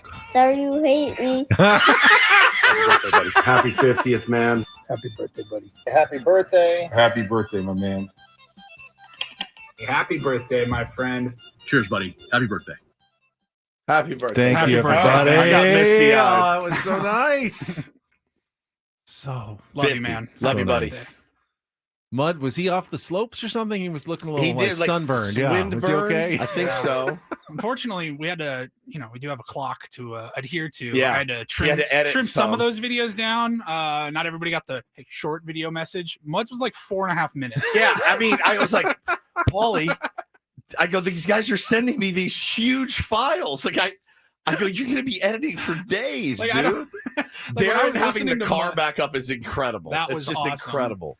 Dealing with Mud, like I don't even think he said happy birthday, Ben, until like 3 minutes. Yeah. It was so good. Everyone man. there is so elite. I mean, getting a birthday wish from a Hall of Famer like Trevor Hoffman, but the fact that you could get Don Orsillo off his offseason Trust me, to send me a birthday wish is unbelievable. Ben, my fingers were shaking when I hit send. I was like, hey, man, the worst he could say is no, let's just do this. And when he's like, yeah, no problem, I was like, oh, it's so good. That was very sweet of you guys to put together, and thank you to everybody, and thank you to my family. It's not easy. My dad and brother and sister, they're not the public speakers of the family, so for them to do that on the radio was very heartwarming for me. Your sister told me, she goes, Woodsy, when we were kids, and I was, she was a bit of a wild child, she said. She goes, Ben's room was on one side of the house. My parents was on the other. I never knew what side to sneak out on, which one would be worse. Like if Ben caught me, I would be devastated. And I go, would he rat you out? She goes, oh, yeah. And I go, oh, no. And she goes, oh, yeah. She goes, so snitch. I would I never knew. It was like, I just have to run down the middle because he's on one side. My parents are on the other. If I wanted to sneak out of the house, I didn't know what to do. But yeah, man, it was just getting around, being around your family. They're great people. And it was so fun to celebrate you. And always is. You're a gem. I had an interesting moment involving your sister as well. She came up to me and said, hey, Ben told me to come talk to you because I guess your sister, she's been selling some trading cards recently and had some success. And she goes, yeah, Ben told me, oh, Paul's the card collector. You should go talk to him. And I go, oh. I was like, yeah, I mean, I've got like 4 or 5 baseball cards. More than me. 4 or 5. She's like, oh, well, what else do you collect? I'm like, I mean, nothing Hats, like that. Shoes. You've got, I mean, you're a much bigger collector than I am. Not in the terms of selling them, flipping them around, and using it as a business. No, she's got the bug. I mean, she's got the app and trading like the collections that they've got. Ben said, you're the big card collector. And I go, I have 4 cards. Does Ben know me literally at all? To me. Compared to me. Does he know me even a little bit? Enough with the Ben sister in the chat. Okay. Thank you very much. Everybody's a big fan of Ben's sister and Ben's mom. Everybody, saying, how come Ben's parents look younger than he does? Compliments out there. Oh, it was great. Happy birthday. Hope you enjoyed that. Thank you so much, guys. I really appreciate it. You're Do you very want to play welcome. some Take on Wood? Sure, for my love birthday? to. We should be host doing a game Take show. on Ben, but that's fine. I enjoy hosting game shows. It's a fun thing for me to do. And we got the brand new prize this month. If you want to call in now and be our contestant, Musical trivia, 833-288-0973. Trip to Las Vegas to see Sammy Hagar. 2 nights at the Park MGM and a $100 gas card. You can be the first one in this month. Call now, 833-288-0973. Play our game, and then Craig Elsten will join us at the bottom of the hour. We'll talk SDFC and more. All coming up here on San Diego's #1 sports station, 97.3 The Fan. One thing I would love to have for my birthday today is a winning Prize Picks lineup. Win real money by watching sports. Perfect for Ben Higgins. I've been doing it for the past year and a half or so. It's really easy to do. You're just setting lineups between 2 and 6 players, and then you're picking against stat projections, more or less, on things like rebounds, points scored if you're watching basketball, football, rushing yards, passing TDs, and it's all your favorite players, all your stars. Tonight's game, let's see, on the football field, it's I believe, Arizona is playing, so you can go. I think Kyler Murray's out, so you can go with Jacoby Brissett, the backup quarterback, Dak Prescott. Arizona, Dallas. Yeah. It's Dallas, so you can go more or less on passing yards there. Check it out. Just check out the app today. When you download it, when you go to prizepicks.com, make sure you use the code KWFN to get $50 in lineups when you play your first $5 lineup. That's KWFN to get $50 in lineups when you play your first $5 lineup. It's easy to get your funds out to with Apple Pay, Venmo, or MasterCard. When you win, it gets right back into your account really, really fast. Check it out today at Prize Picks. It's good to be right. Must be present in certain states. Visit prizepicks.com for details.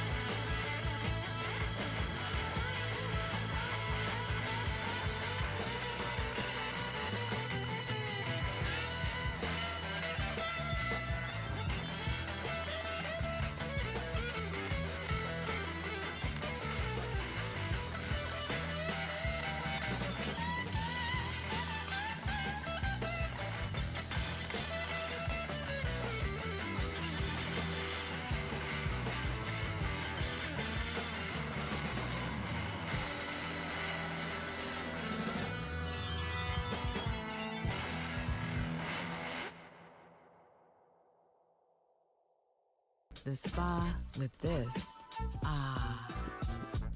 And this pool on this roof.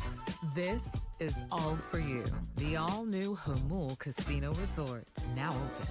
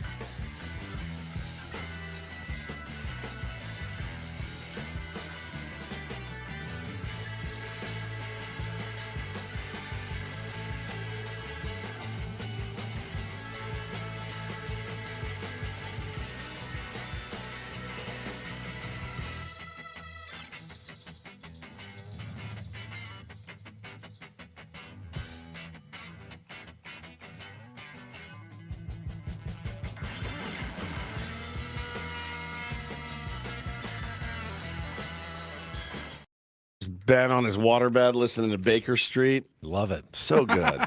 And when they threw it in one of my favorite movies, Good Will Hunting, even better. The best. The fight scene, elite. Such a juxtaposition Yeah, it really between the is. fight and this song. So good, man. When they go after it after the pickup basketball game. So good. Baseball game. Yeah.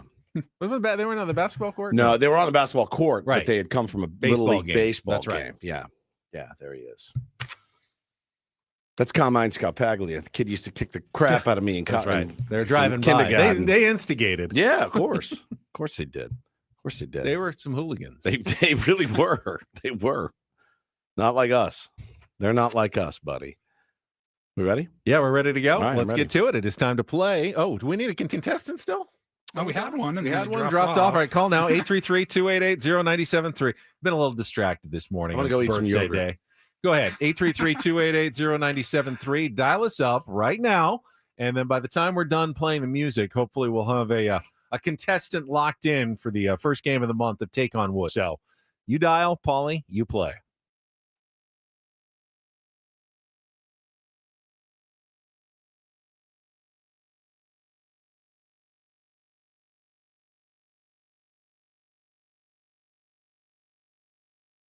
All right, I see the phone's ringing. Take on Woods is brought to you by Bay Alarm, security and fire alarms for every business. We got you.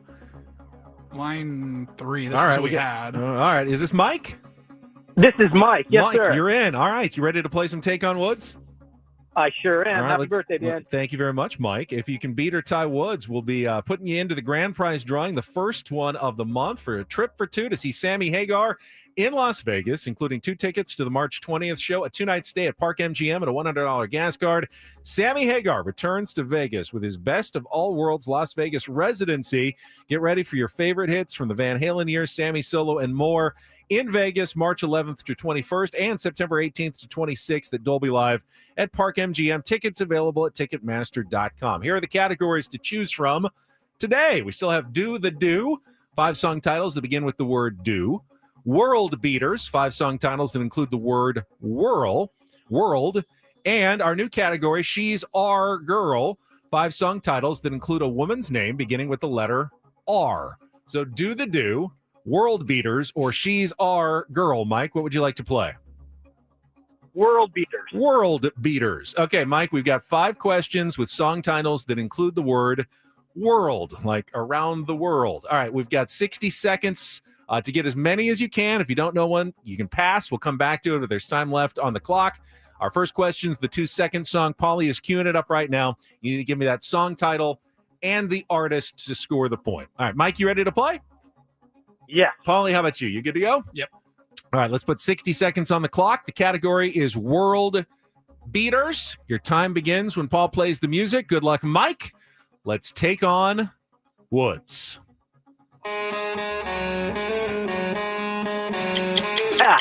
Which 1970 song by Three Dog Night begins with the line, Jeremiah was a bullfrog?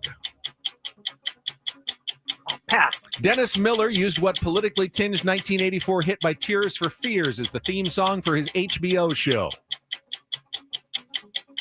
Oh, pass. Leonid Brezhnev, Lenny Bruce, Leonard Bernstein, and Lester Bangs all share the initial LB and appear as lyrics in which 1987 song by REM? Oh, pass. Duran Duran sings But I Won't Cry for Yesterday, in which 1992 hit that helped rekindle the band's popularity? Oh, man. I've got to pass. I'm a 0 for follow. All right, you can go back to the 2-second song, but it's not going well here. Pass.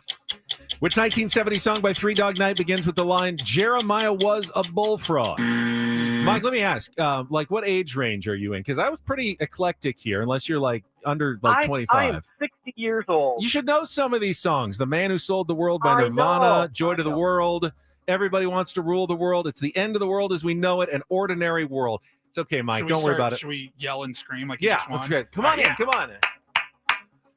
Woo! All right, nice job, Mike. It is time for Woods to play. That's very Same 5 suspect. questions.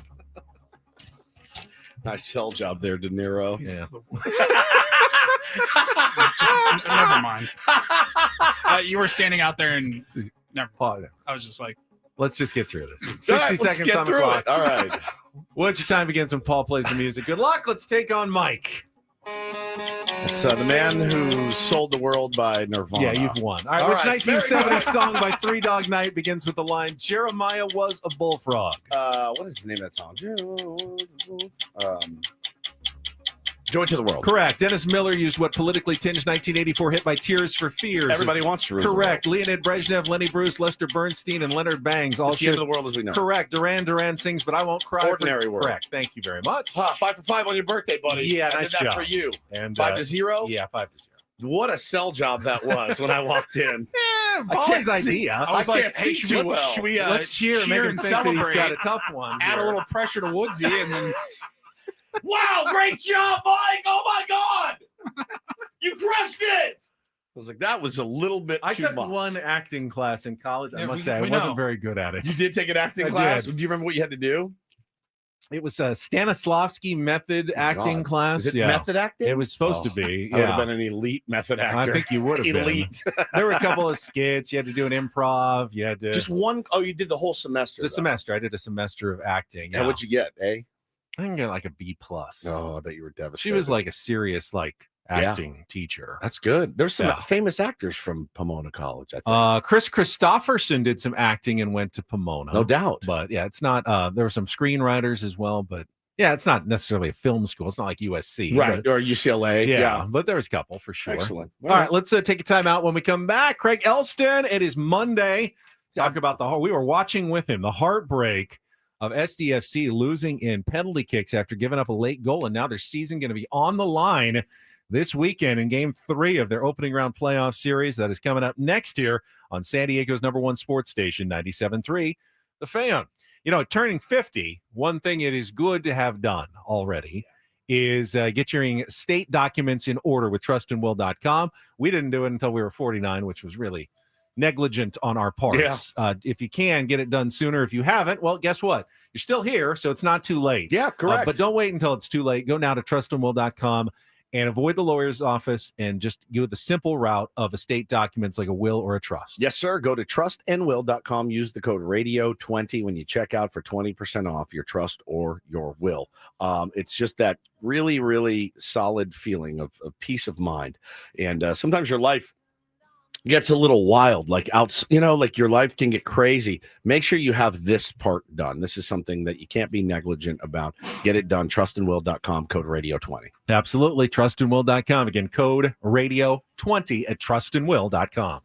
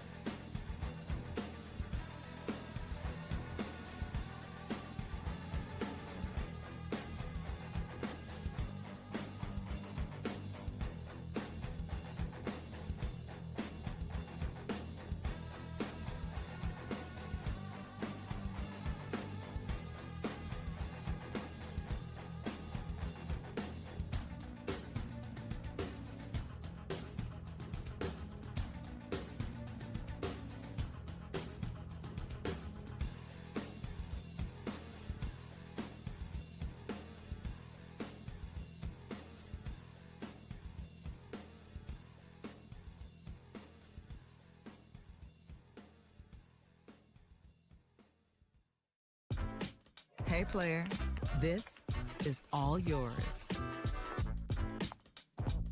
This room with this view. This speakeasy with this cocktail. Hey, could you make that too? The spa with this. Ah. And this pool on this roof. This is all for you. The all-new Hamul Casino Resort, now open.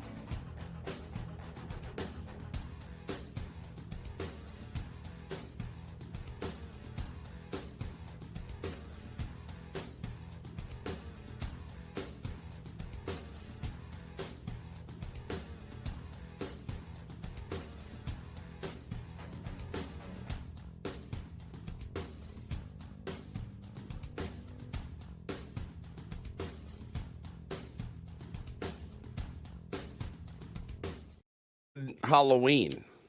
Did you do anything I worked, special? so yeah, I didn't get home. Actually, no trick or treating for you. Well, I thought it would be dead. I got home about 7:30, and I thought our neighborhood usually was dark by then. But, yeah, man, I was worried about running over children as I was like creeping along at 1 mile an hour in my neighborhood. Just still a zoo of children everywhere when I got home. Bro, we started early, 5:30, because we have little kids. And the homies, Bo and his homies went out and did their thing. Bo was dressed as Pennywise. He absolutely crushed it. I mean, it was like the scariest looking thing. I sent it to you guys. It was unbelievable. Taylor was Harry Potter. It was like Hollywood level makeup. Yeah, and really, the wig really and good. But his look, it sealed it. He So had it's the funny. evil clown look. Pennywise has those little, there's like these little buck teeth, these little rabbit teeth, and so does Bo. So Bo was like, all right, let's go play this up. I can't tell you how many times people were like, oh my God, look at this costume. Like he really, really had a ball. But can I say this without sounding like the old man? I'm going to anyway. What age do you stop? Because there were 17-year-olds trick-or-treating and being absolute turd-faced menaces in our neighborhood at like 7:30, 8 o'clock on Friday night. Every girl there that was 17 or 18 was also dressed like Victoria's Secret angels. I was like, what is happening right now? Like, where am I? And when do you... How long did you do Cabbage Night? Cabbage Night I did till maybe I was a freshman. Okay. I did Mischief Night up until senior year. Yeah.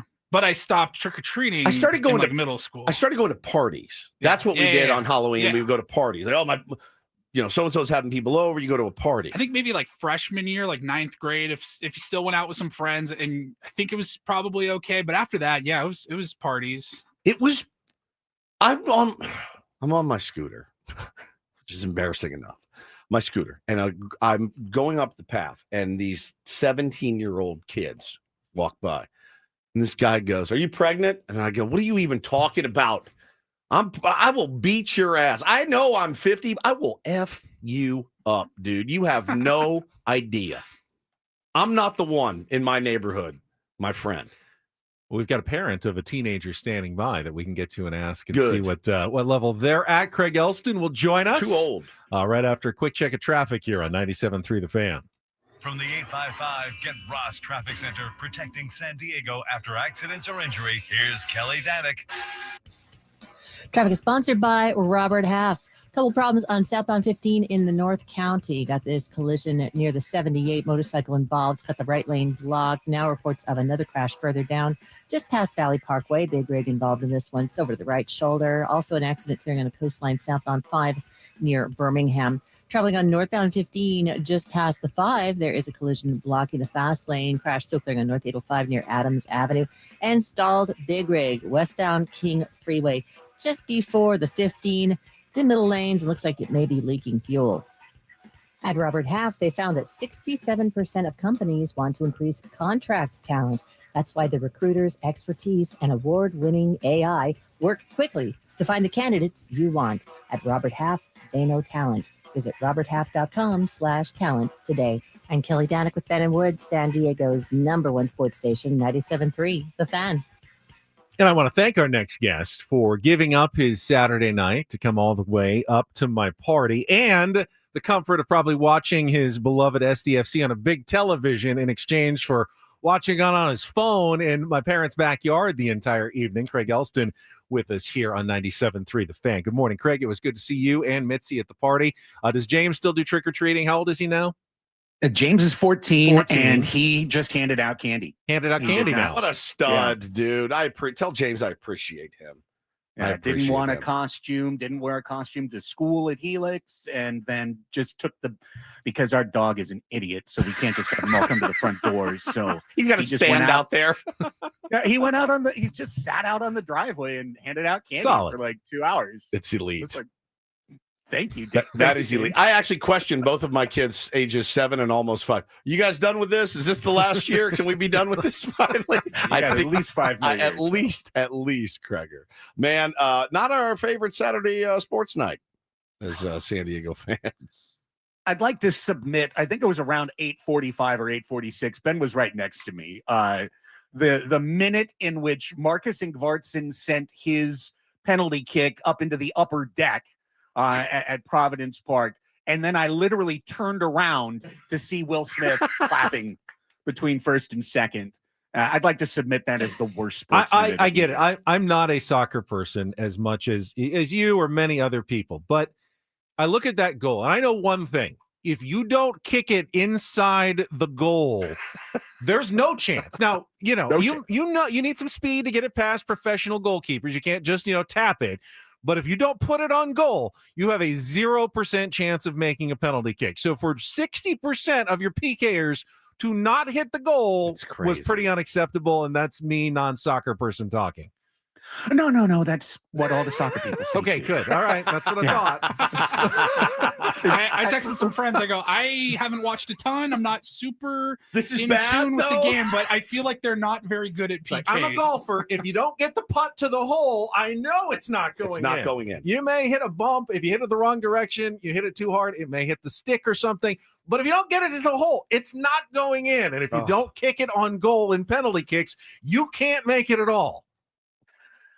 I don't want to be doomery, and I'm not going to. SDFC can absolutely go Sunday night at Snapdragon Stadium and put 2, 3, 4 goals on the board and take care of business and dispatch Portland Timbers like they absolutely should have on Saturday night.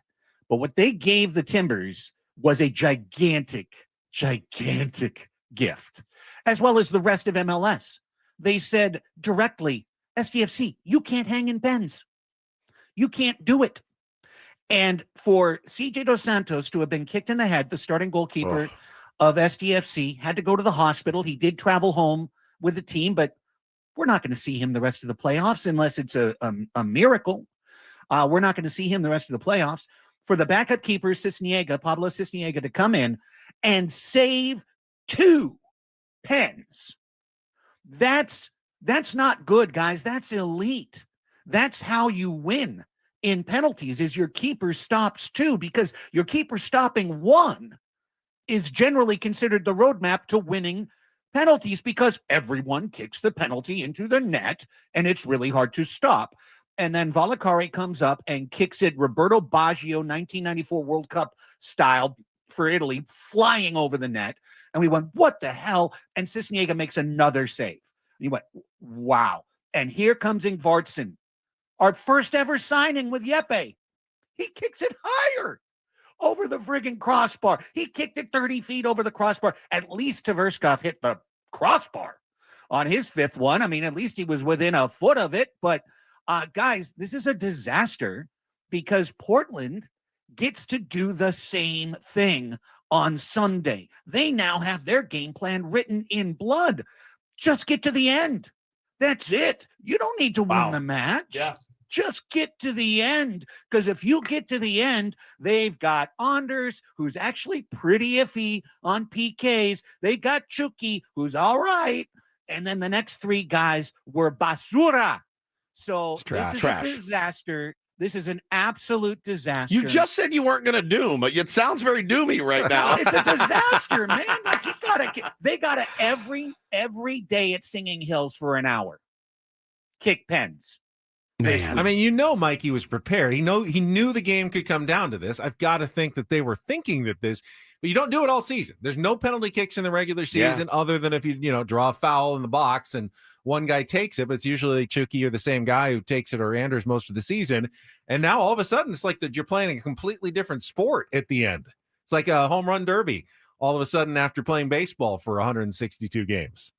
No, that's right. And because there's no extra time until we get to the single elims after the break, you just go straight to penalties. So it becomes a strategy. It is my point. That's why it was a disaster, because Portland now knows exactly what they need to do this week, while for SDFC, they have to do something different. Well, so you say do something different. They don't. They just have to play the style that they've played, which is aggressive and wanting to score goals. But in the playoffs, they're just tougher to come by, Craig. Do you get the sense that they will panic? Because I think it's only natural. Like we see it in baseball all the time.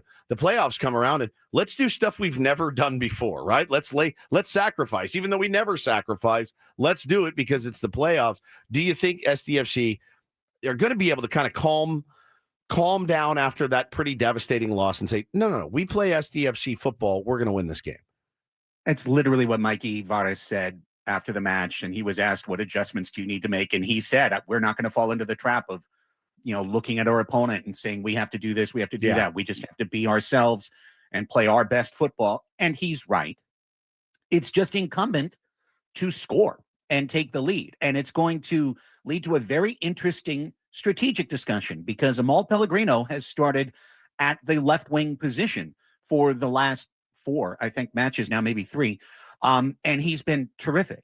And he had a goal in the playoff match on Saturday night. And then Chucky came in, Pellegrino slid to the middle. Chucky got a goal right away. Pellegrino came out a few minutes later for Ingvartsen.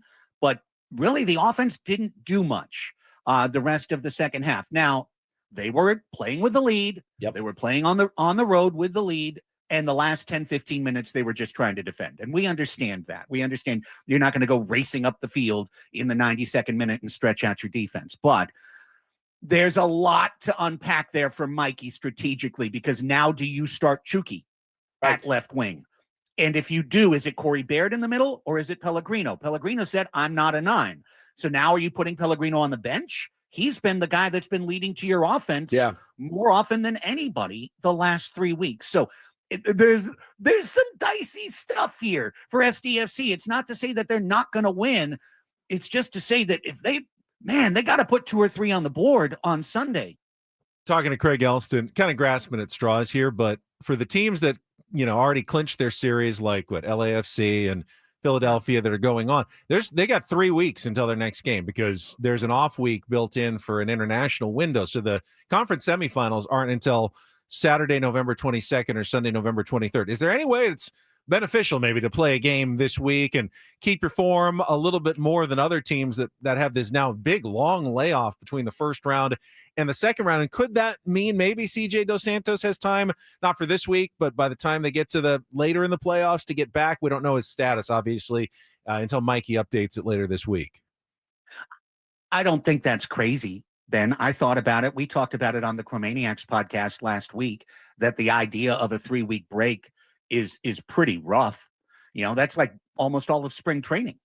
in terms of the time that the games are played. So that's a long, long break. Now, Luca Bombino came off with an injury. Dos Santos obviously was carted off. You'd love to have 3 full weeks to get your team to 100% health, but I think 2 weeks can generally do it. So my answer is yes and no. Yes, it's good because you are going to stay sharper and you're going to play, but you're playing a winner-take-all game. This is the first time in the history of SDFC that they could lose and be eliminated and have their season come to an end. That's never been the case before Sunday. So there's going to be a ton of pressure, and how the players react to that pressure is going to determine whether this season moves on. Man, and listen, it's one more chance though for people to go out and check out SDFC at home. One more chance to put the Chromaniac gear on. I know it's going to be bananas out there on Sunday at 6 p.m., Kreger. It's going to be great, and it's going to be sold out. It's going to be packed to the rafters. I heard you guys talking about SDSU, Boise State.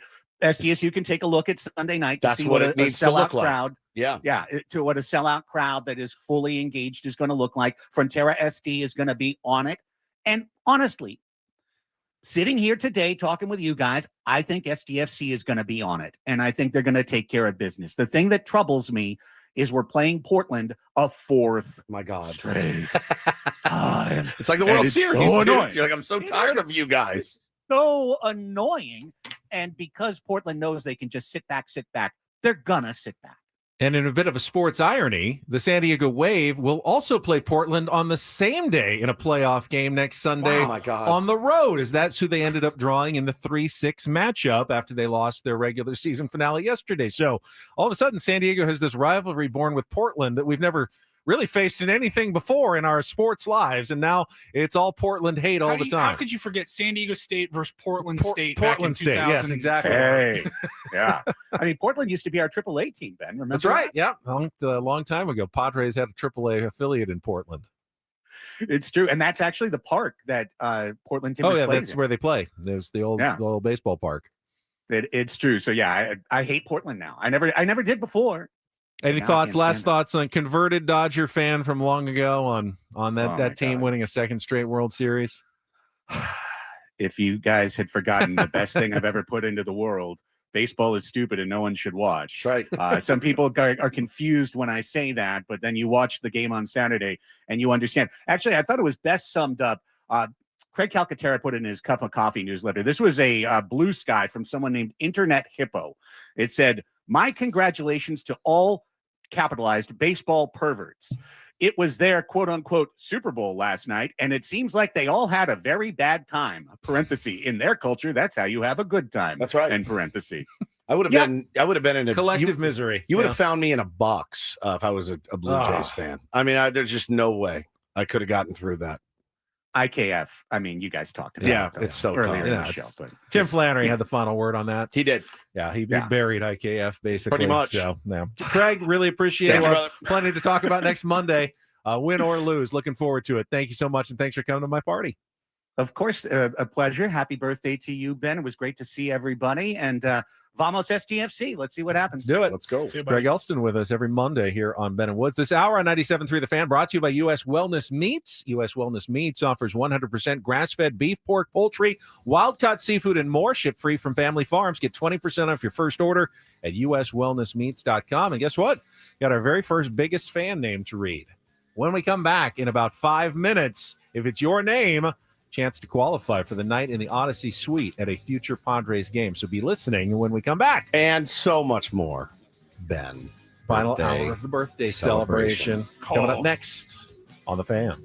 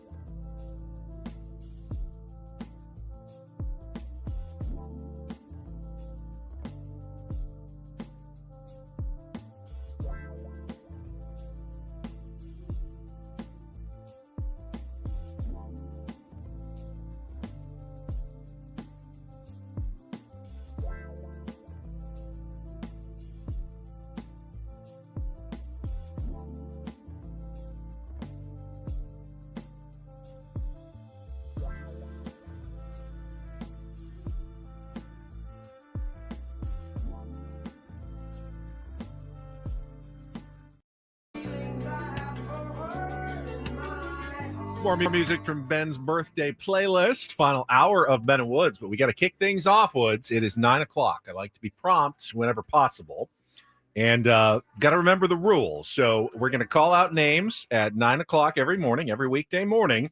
If you hear your name called for our biggest fan contest, you're going to have 10 minutes to call us back at 833-288-0973. If you do, you will qualify. So if you know this person, you have a dilemma. You can call them, tell them, hey, That's right. You can say, good point. Call, you're in. But if you are also trying to get in, you may be hurting your own chances at the back end when they do the grand prize drawing. So totally up to you what kind of friend you are. If you want to alert our first biggest fan, today's name, Andrew South from Oceanside. Okay. Andrew South, you are on the clock now. You have 10 minutes to call us at 833-288-0973 and qualify. You can still get your name in if you haven't yet at 973thefan.sd.com/biggest fan to win the night in the Odyssey Suite to watch a Padres game with the entire fan staff. 20 tickets for you and your friends. Amazing. An amazing prize. It certainly is. Yep. And you can listen again at 1 o'clock and 5:30 weekdays for other chances to qualify with the other shows. Doesn't matter which show you listen to. I believe it could happen at any time. So you do have to actually listen multiple times throughout the day for your best chances to win. Excellent. Yes. Well, I think we should continue to celebrate your 50th birthday. And in lieu of, should we just do it like the Reindl Report, Paulie? I've already booted the open. All right, Paulie has booted the Reindl Report open. But I thought maybe in this segment, instead of the Reindl Report, we can just do a few clips here that I put together that involved some work by the host of the Reindl Report. How about that? Yeah. This one, so we actually crowdsourced some ideas last week. We asked some of the tier ones, hey, what are your favorite Ben moments, and whether it's a story, a bit that we did, etc. And this one came up a bunch. Now, maybe a little bit recency bias because this is one of our newest clips, but it was just back in August. We did put together Ben's alphabet. And I had trouble remembering the origin of this. We were playing the voicemail that went viral, and it was like a nail salon, or like it was a clinic. Yes. And they were leaving a voicemail for this woman. Hey, we got your results back. It's nothing crazy, but we do have some things we wanted to discuss. If you can give and they were spelling something. And you said A as in apple, A as B in as in apple, boy. B as in boy. And I can't even remember the letter. The one that because they had an absurd, it was like P as in, and they, what was it? Well, somebody will remember in the chat and let us know. So because I forgot. I don't remember. I've also forgotten. So, but we did. It's killing me now that the way that from here, here on out, next time you call someone, P as in pork. P as in pork. Was that it? Yeah. P as in pork. Yeah, P as in pork. And she started laughing. And then it went all downhill from there. And so we started thinking from now on, when you call someone, you have to spell your name. You have to use Ben's alphabet. Okay. A as in all girls all the time. Yep. B as in butt cheeks. C as in champagne Hennessy. D as in dang it. E as in everybody loves a wiener. Oh. F as in female autoerotica. G as in ganja, aka cannabis. H as in hawk tua. I as in I'm so hot for her. I'm so hot for her. J as in jizzle. K as in King Gizzard. L as in loose cannabis. M as in N as in nudie magazines. O as in oh my god. P as in Petco Port. Q as in what is a quahog? Yeah. R as in ram it down. S as in stink fist. T as in Tommy Lasorda was a great manager. Him and Steve Garvey were good friends. U as in Uranus. V as in Vogelsnatch. W as in weed gummies. X like the drug. Y as in yes. Z as in zoot suit. Now I know my ABCs. Next time, won't you sing with me? I dare you to call someone, and if there's a T in it, to say T as in Tommy Lasorda was a great manager. Him and Steve Garvey were good friends. Take a long time to get through your name. So I took elite. That was a fun one to put together. Quickly, Paulie, before you go to the next one, can I go to line one let's take here? line Is this Andrew? It is. Yeah, Andrew, buddy. you Congrats. have called in within the 10 minutes. A lot hit. Congratulations. You are our first qualifier for the biggest fan grand prize. Stay on the line. Actually, you're good. You called You're good in. to go. You're good to go. I've If you don't already- need any I can more information, you got verify- everything you need. I can verify caller ID. Awesome. That's the same number. You're good to go, buddy. Thanks for Congratulations, All right. Andrew. Thank you. We appreciate it. Thanks, guys, and bad luck to everybody else. Yeah, you're 1 for 1. If no one else calls You in win. for the rest of the contest, Andy's Sweet. got it. Good job, You dude. got it. Thanks, man. Awesome. All right, Andy's in. Andy in Oceanside. Just like that. Called in, just like that. You're next. 1 o'clock today, 5:30, and then we'll have another name for you at 9 o'clock tomorrow. Nothing delights me more than his voice. I mean, everything. If I said every one of those things in the alphabet, it just wouldn't be as funny. Right, I it's don't not. know why. That's just how it's always been on this show. Well, I was practically living in my very large folder of Ben drops today or over the weekend. Yeah. And you've wanted this for a while. I finally put it together a little bit here. You have wanted whether it was flubs or drops or whatever, just back to back. Can we do like a whole segment of Ben drops? I'm like, you realize to make like a 10-minute clip that would probably take me a week. Yeah. So I don't have a 10-minute clip. I have a couple. It's like minute and a half, 2 minutes. I took in this batch Ben drops from the first half of Ben and Woods, so like 3 or 4 years worth.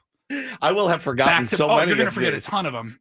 And if you enjoy this one, we can play the more recent over the last 3 or 4 years. You have it's like a double live album of all your greatness is We what got you have. A B-sides, double we got- live yeah, we album. got all- we got Some all of kinds these you haven't heard in like 6 years. I'm dying to hear what to we've hear. got here. Blame it on the Henry. Occam's razor. Bingo, bango, bongo. Felipe de Bird. Yeah. What the F you looking at, bitch? Sometimes I'm a screamer. Philip Rivers is a loser.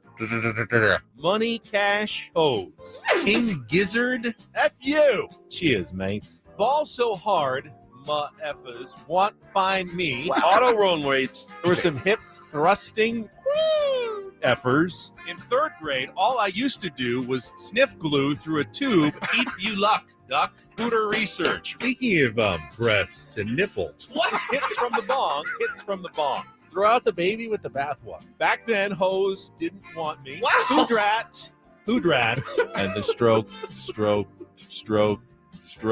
Be there or be square. D's nuts. Tell your mom she still owes me money. Who farted? No joy in my life. Petco pork. Then I like to see the female twerking. Ha ha. Dixie Normus. California Cuties. Tim Tebow's tampon. Go to hell, pro sports. You like sandwiches out there? Cools your little tushy. Yes. Stroganoff. Give it to daddy. Bush. Rammstein. Who the fudge is Jace Tingler? Manhole, woodpecker, Uranus. Oh my god! You are unbelievable. The context. Some of them were Ben Reed's raps. Yeah. Others are complete mystery to me. I as have to no why. idea. The one that got me was Hoodrat. Hoodrat. Like, Ben, it's hood rat. Oh, Hoodrat. I'm putting the emphasis on the wrong syllables That's right. here. Which is why it makes it so great. I have not heard those in. Which is also what happened. long. Blame it on the Henry was just more of a misread on my part. Blame it on the vodka. Blame it on the Henry. What is Henry? You mean Henny? The do. This is why. This is why he is forever the king. Yeah. Looked it up later as I hit the do. Doe. Man, Paulie, those are brings back such memories. Personally, I think the second batch here is All even right, better. let's hear it. It's a little more dirtier. Oh, really? Oh, weird. When I came home last night, you wouldn't make love to me. Tommy Lasorda was a great manager. Him and Steve Garvey were good friends. Smells good in there. It's clean. I mean, that's not a small thing. Ooh, you? I have a lot of Trojans. Gunter, Gleben, Glauten, Globen. Fister? Yeah, absolutely. Everybody must get stoned. I'll make love to you. Bong load band. Beautiful, gorgeous cans, and you're about to go. Speaking of Max Muncy's dumper. Yes, I was cheering for the Dodgers yesterday. Nudie magazines. If you're thirsty, swallow your spit. Loose cannabis. Just the tip. Hot beef. I am looking for a good racy paperback. Hog rally. Stink fist. Hit by a truck. A woman's place is in the kitchen. Butt cheeks. Wipe out. Hello, little boy. Would you like some candy? Girls, girls, girls. Ganja, a.k.a. cannabis. It doesn't smell bad. F this. The Scissor Sisters. Slide, slide, slippity slide. Oh my God, I'm so stiff. I get so emotional, baby. Somebody ate that. Beep, beep, and beep, beep, yeah. Reverse cowgirl. Cunnamulla fella. Ding-ling-ling-ling-ling-ling. I want to unbutton your pants just a little bit. Clock Tua. I had an opportunity to do a 2-for-1. I love the cocaine. Cocaine. I have frozen my penis. Beaver Creek. I have frozen my penis for real. I'm so hot for her. I'm so hot for her. I'm so hot for her. 69. Everybody loves a wiener. I didn't even get a free meatball out of the deal. Where are these cream pies coming from? Weed gummies. I never knew whether to get married or not. So I would just play with it constantly. Big boppers. Put some money into the kitty. Wish that I had Jesse's girl. The Texas Rangers, Dixon Waters. Go Dave Roberts. It's kind of gotten hard and stiff. Rubber phallus. 1, 2, swallow. Beaver Creek. A threesome would be fun. It was ridiculously hard. Hoochie Coo. And I'm going to try to whack it. Even better poops if you've been having trouble with those. Hopefully we'll see the beavers. I've always heard that called like a gusher or a geyser.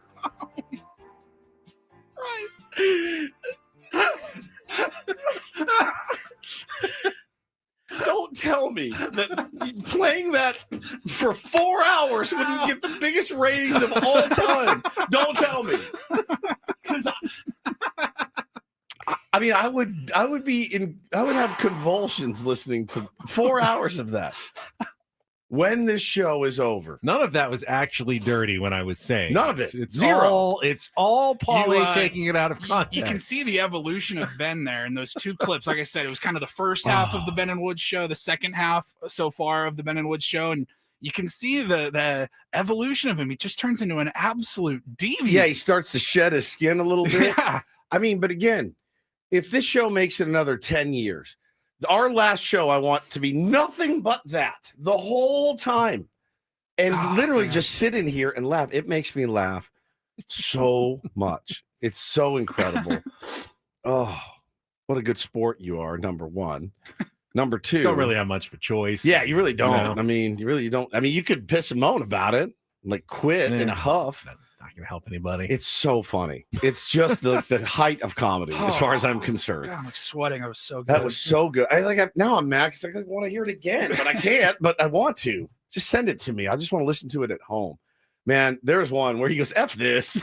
Like, that might have been real. That one sounded almost real. Paulie, I gotta have that. Like that. We need to use that more.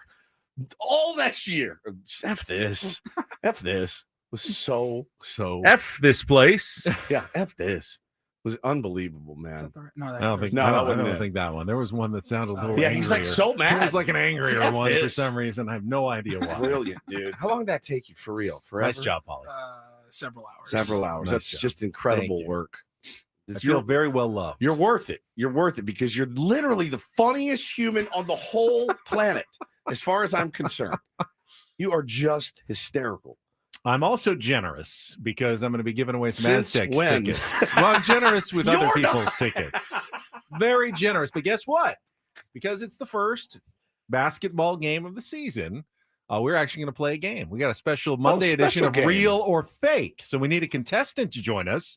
If you would like to try to win the tickets, 833-288-0973, 833-288-0973. If you don't win, I'm not sure what we're going to do to give away the tickets, but first opportunity is by playing Real or Fake coming up in our next segment, so call in now. We will get to that. Here it is.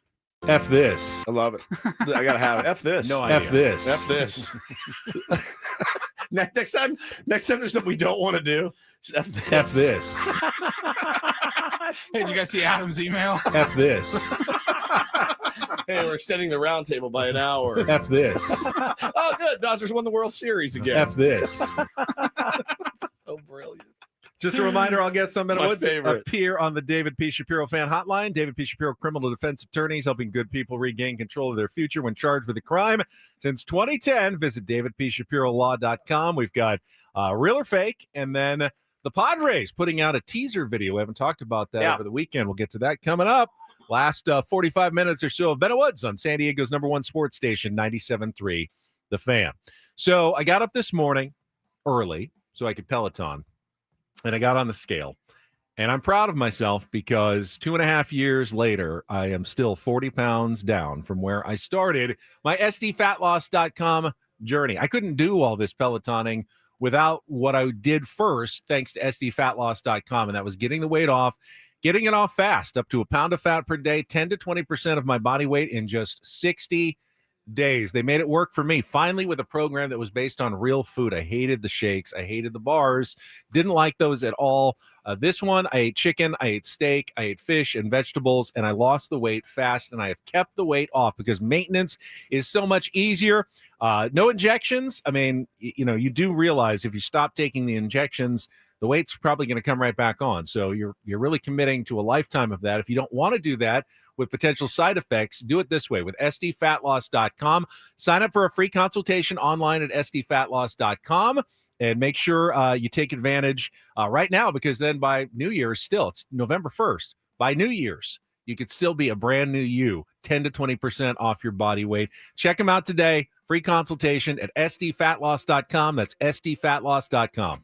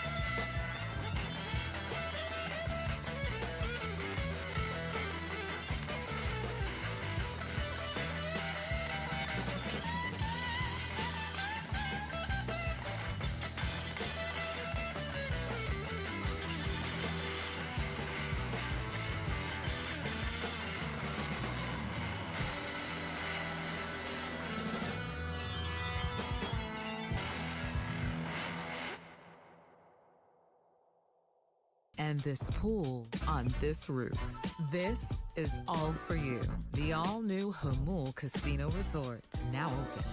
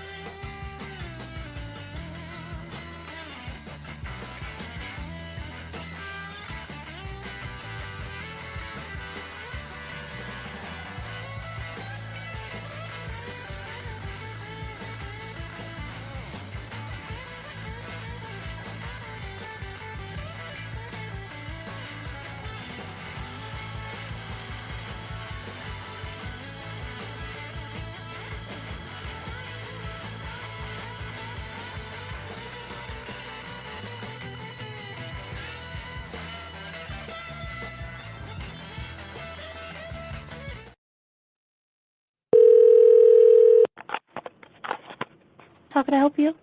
Good morning. Hi. Where could I find some marijuana? Where can you find some marijuana? Where could I find some marijuana? Ganja, Uh, a.k.a. cannabis. At our dispensary? I like a blunt or a big fat bowl. We have blunts here. Okay, now you're talking. How can I help you? I don't even have a vape pen. Hey, how's it going? I got it. Hello? I'm not a drug dealer. Okay. I love the cocaine. Whoa. Cocaine. Man. Okay. Spliff a busted enemy head. What? That's it. Too much. We tried another one. Hey, how's it going? Good, how are you? Good morning. Good morning, how can I help you? Where could I find some marijuana? The address should be right next to the phone number that you reached us at. What? I was using my vape pen last night, and it was great. Okay. Let's smoke that bowl, hit that bong. This is a prank call, but you really have nothing better to do. Correct. You're kind of a loser. I'll agree with you. I'm going to agree with you 100%. We really are, Paulie and I. But the best part about this job is you literally never have to grow up. I never have to grow up. You two don't. Yeah, That's we for don't. sure. Oh. You're kind of a loser. All right. I'll wear it. Yeah, man. Where's your camera? I don't disagree with her. I will absolutely wear that, young lady. I don't disagree with her at all.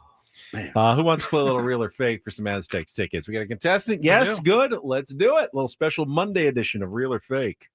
Some are here for the compelling sports talk with Ben and Woods. You can go plow through another donut. It's time for Real or Fake on 97.3 The Fan. Tell the people what they'll win today. One day only. We got a pair of tickets to the San Diego State basketball opener against Long Beach State tomorrow night at Viejas Arena. For tickets for what is available, go to goaztecs.com, and we are going to be giving away Aztecs tickets all season long. But for the first game, we got Josh here to play a little game of Real or Fake. How are you, Josh?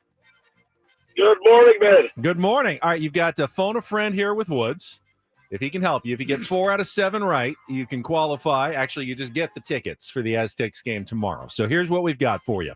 College basketball is already underway this morning. The season has started elsewhere. Today, we're delving into some unusual player names.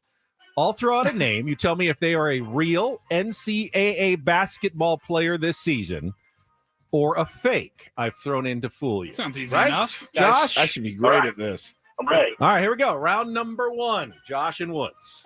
Always right. That can't be real. Guard for UT Rio Grande Valley. Always right. WRIGHT. Always right. I think I married her. Parents are something, aren't they? I love that. Always right. All right, let's go. Round number 2. There we go. You still have a great shot to win this one. Po' Boy King. Real or fake, Josh? Say that again? Po' Boy. Po' Boy King. What do you think? I got to use my lifeline. Got to be fake, dude. There's no way somebody named their child Po' Boy. Po' No Boy way. King. You going to go, Josh, with Woods? Fake. You would hope not. Let's go fake. It is real. Shut your mouth! Guard for Sam Houston. It's P-O''Boigh. King. Po' Boy. I had to verify some of these. Yeah. All right, here we go. Round number 3. We're 0 for 2. Legend Pumpernickel. All right. Real or fake? No, there's nobody with a last name of Pumpernickel. Correct. That's fake. Fake. It's fake. Thank God. All right, you got 1. You need 3 more. Round number 4. Tennessee Rainwater. Real or fake college basketball player? I'm going to go fake. Forward for Lemoyne University, which means you need to get the last 3 right, or I have to figure out another way to get away these Aztecs tickets. So let's go. Round number 5. Maximus Gizzi. Real or fake, Josh? What was the last name? Gizzy. Gizzi. Maximus Gizzi. No, that's got to be fake. That's real. Oh, that's real. Oh, no. No way. Is that real? Yeah, guard for Minnesota. Good old Did Max he lose? Gizzi. Yeah, he He's just out. lost. You didn't really He's think out. this one through, did you? I didn't think it through. It's too hard. It's so hard. Zeppelin Kid. Fake. Card for Southern Utah. Taiwan Biscuit. Real. That's fake. We went 1 out of 6 in this game today. That was impossible. Give him the tickets. All right. That Josh, was you know too what? hard. Thank you for playing. Give him to Josh. Just because you Birthday- played and we're a good sport, Yeah, give him the ticket. we're going to give you the tickets anyway. That was impossible. By the way. Would have rather done Latin phrases and had a better chance. Po' Boy King. Po' Boy. King. That's Delicious. fantastic. Delicious. I do love a good po' boy. Oh, Love a good po' boy. Shrimp. You don't like remoulade. Remoulade? yeah, it's a little mayonnaisey for me Oh, sometimes. if it's with the spicy though, sauce. oh mama. I was saying I like a muffaletta, but you don't like the olive tapenade Do that not. goes on the muffaletta. I don't know what a tapenade is, but I don't like olives. So when we go to New Orleans, we're going to have to go our own sandwich way. We'll go our own ways, our separate ways. In New Orleans, which we probably were going to do anyway. That's a good point. Yeah, we were probably going to do that anyway. All I want to do is go to the Eat. nicest Cajun Creole Yes. restaurants. You just want to Mardi I want to Gras go to it the up. seediest place we can find. Beads and whatever Yeah, they the do. whole bit. Yeah. All of it. All right, let's take our last time out. You can get Josh's information when we come back. The teaser video that has everybody talking, but no one really knows anything about the new City Connect jerseys for your San Diego Padres. That is coming up next on San Diego's #1 sports station, 97.3 The Fan. Gambling problem? Call 1-800-GAMBLER. GEGE 0000466. For a full list of games and rules, played at 7 Mile Casino. Visit 7milecasino.com. A lot of things I love about 7 Mile Casino. My favorite still, though, the unbeaten Kung Pao chicken on the 24/7 players menu, one of my favorite menu items in all of San Diego. Stop by for lunch. Stop by in the middle of the night. You can order the Kung Pao chicken at any time, Yeah. and there's always Great action going at all of their tables at 7 Mile Casino. Yes, sir. California-style blackjack, Texas Hold'em, Pai Gow, and Baccarat will whatever floats your boat, whatever game it is you love to play. It's a place for card players. There's no slot machines in the house, so that immediately tells me, all right, this is a place I can hang out for longer than half an hour. The slot machines do make me crazy. Patio's got a beautiful view out on San Diego Bay, looking out toward Coronado. It's gorgeous, and you don't have to drive 45 minutes, an hour, and all the way back to any of the other card rooms like you do. Nothing against them, but it's just a hassle that you don't need because the best card room is the closest card room. Hop on the 5, head south, get off at E. That's going to put you right on Bay Boulevard. It's the west side of the freeway. You're pulling in within a quarter of a mile. 7 Mile Casino, just 7 minutes from downtown.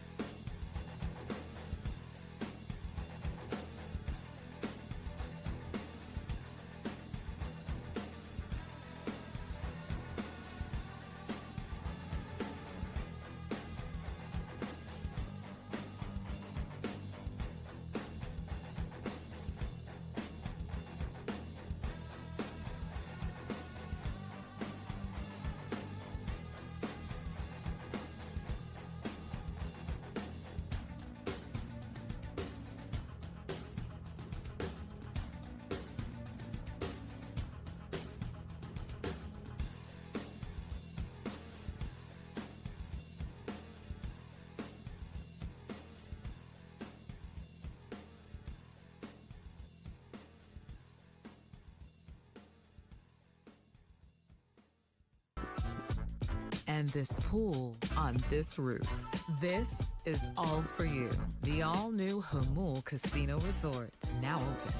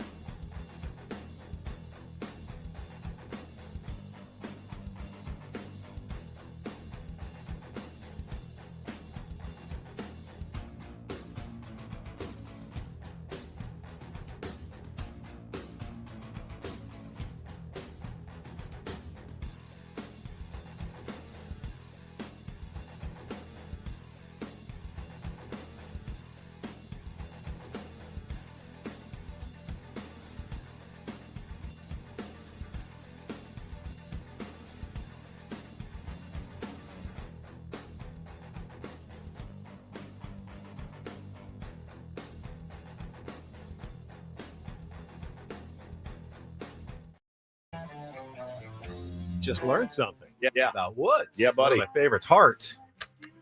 Crazy on You. Yeah. You can play the guitar part of this song. It's Just one of the like open. the 3 riffs that I can play is that one, and it took me 4 hours to learn. Love that open. And I love playing it. It's very, very fun to play.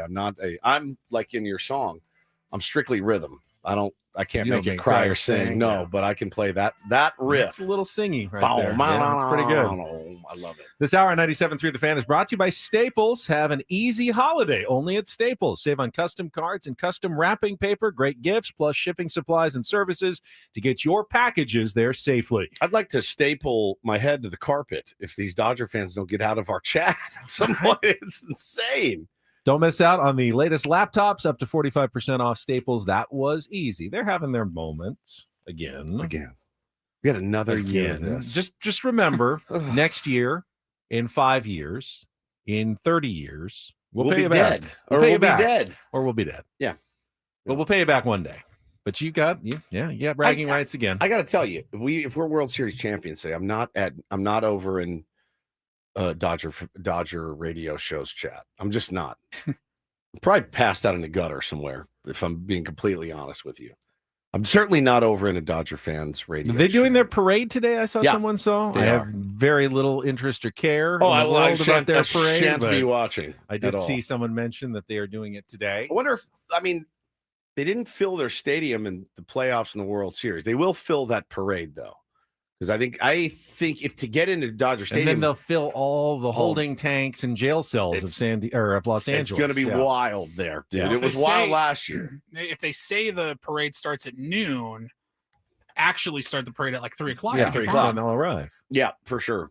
We got to take our shots where we can. Yeah, guys. that's all we got. That's all we got. left. Literally all we have. Well, they always say, look good, play good. Yeah. And we got a bit of a teaser video over the weekend that was definitely the Padres were like intentionally putting out a teaser for the new City Connect uniforms. They are retiring, of course, the old mint and pink, and that went for the last 4 seasons, and will debut new ones coming up in 2026. What we seem to can glean is that there's a Dia de los Muertos theme to the jerseys. We can't even tell you, though, exactly what colors. We saw a hat, but we don't know if that's the actual hat. I feel like it's too obvious to give you the actual or they're hat. doing a little bit of a misdirect. We saw some shoes. I heard, look at the shoes, is what I They're heard. the same colors.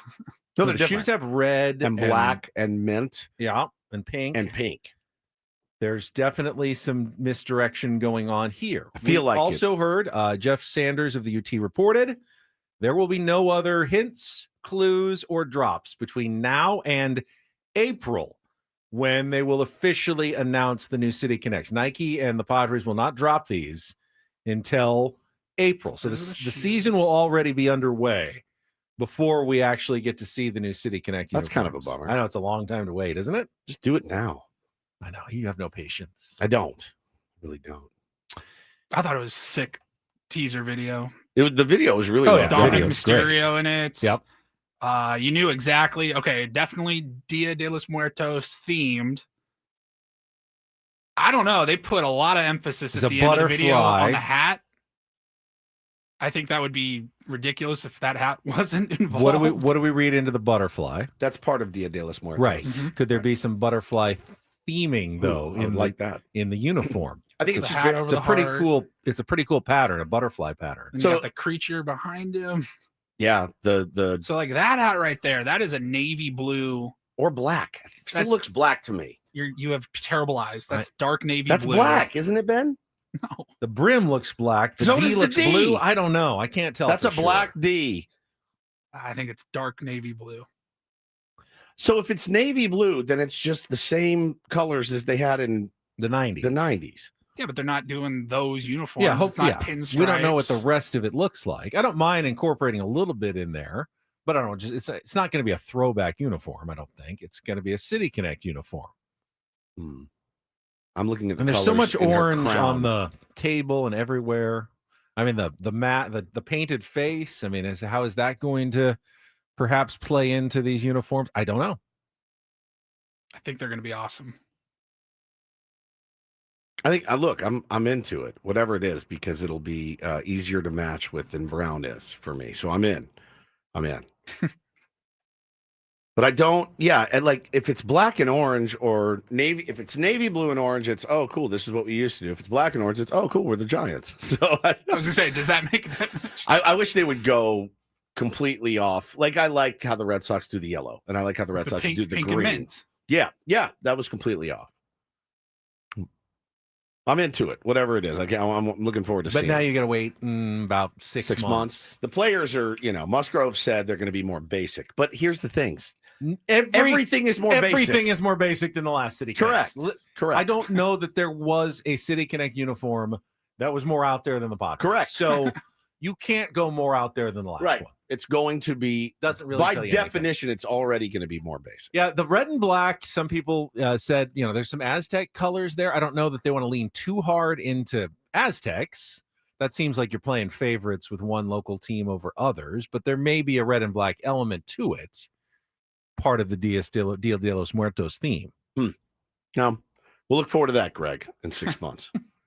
That's it. You're not getting anything else between now and then. That's it. His shoes had no like other hint. His Red. shoes. They did earlier in the video. They focus in on his shoes, do. and there's like black and red Nikes. Some pink and there's mint. some pink, some like Blue. turquoise or a blue on the. Or maybe that's just what he was tab. wearing when he showed up that day. Who knows? Who knows? Maybe it's khaki, like his pants. They're all khaki uniforms. Perfect for Ben. Brought to you by Dockers. San Diego Padres City Connect Dockers edition. Oh, you thought it was the Dia de los Muertos? No. It was Dockers. his khaki pants were the all the were pants the teaser video. are going to have a crisp line down the front. Nice of it. pleat. Nice pleat. A nice pleat. Yeah. So there you go. There you go. That's what I saw over the weekend. Now, my dumbass tweeted because I watched the beginning of it. I'm like, oh, this could be a new City You didn't Connect have the preview. patience to go all the way. I didn't through, go all right? the way to the end, and it's like this is the The City Connect preview. That's what you wrote. Yeah, I wrote this could be a City Connect preview because I had not heard, having gone all the way to the end of the video where it didn't- explicitly Paulie, I states didn't go to the end. City I just Connect watched jerseys. like the first Yeah. 10, 20, 30 seconds of it. Well, thanks for clearing that up, Magic Johnson. And people were like, hey, easy, Magic. It says it at the end. I was like, all right, you got me. I didn't finish. Okay? I did not finish. Paulie saved that. I did not finish. Probably say that. Yeah. All right, let's check traffic one last time, and we'll wrap up Ben's big bad Ben's beautiful birthday bash. Got it. Next year on 97.3 The Fan. From the 855 Get Ross Traffic Center, protecting San Diego after accidents or injury, here's Kelly Danick. Traffic is brought to you by the San Diego District Attorney's Office. Wrapping up our morning drive with a couple of problems along the King Freeway on the westbound side before the 15. Got this stalled big rig leaking coolant or some other liquid in the roadway. It's got middle lanes blocked and a stalled pickup truck on the Kelton Road off-ramp. Eastbound King Freeway, northbound 15 right past the 5. Collision in the clearing stage. It's now in the center divide. Workers' comp fraud costs us all. Fake claims and premium scams drain $34 billion a year. That means nearly $1,000 more per worker and higher prices for everyone. Workers' comp fraud hurts us all. Yeah. See it, report it, stop it. Learn more at SanDiegoDA.com. I'm Kelly Danick with Ben and Wood, San Diego's #1 sports station, 97.3 The Fan. Good bits today, guys. All right, I see the Kelly phone. says, ZZ Top. So disappointing. They looked bored. They look beard. Oh, they look beer. They look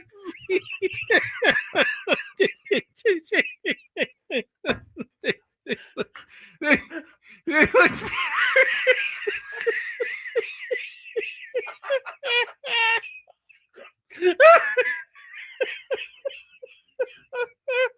Wow.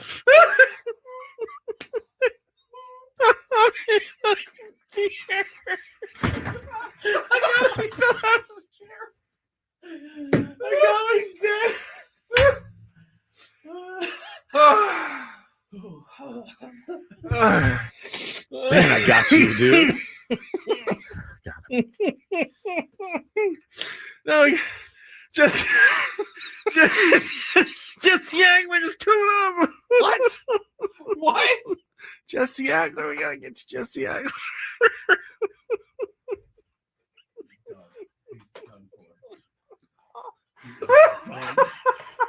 He's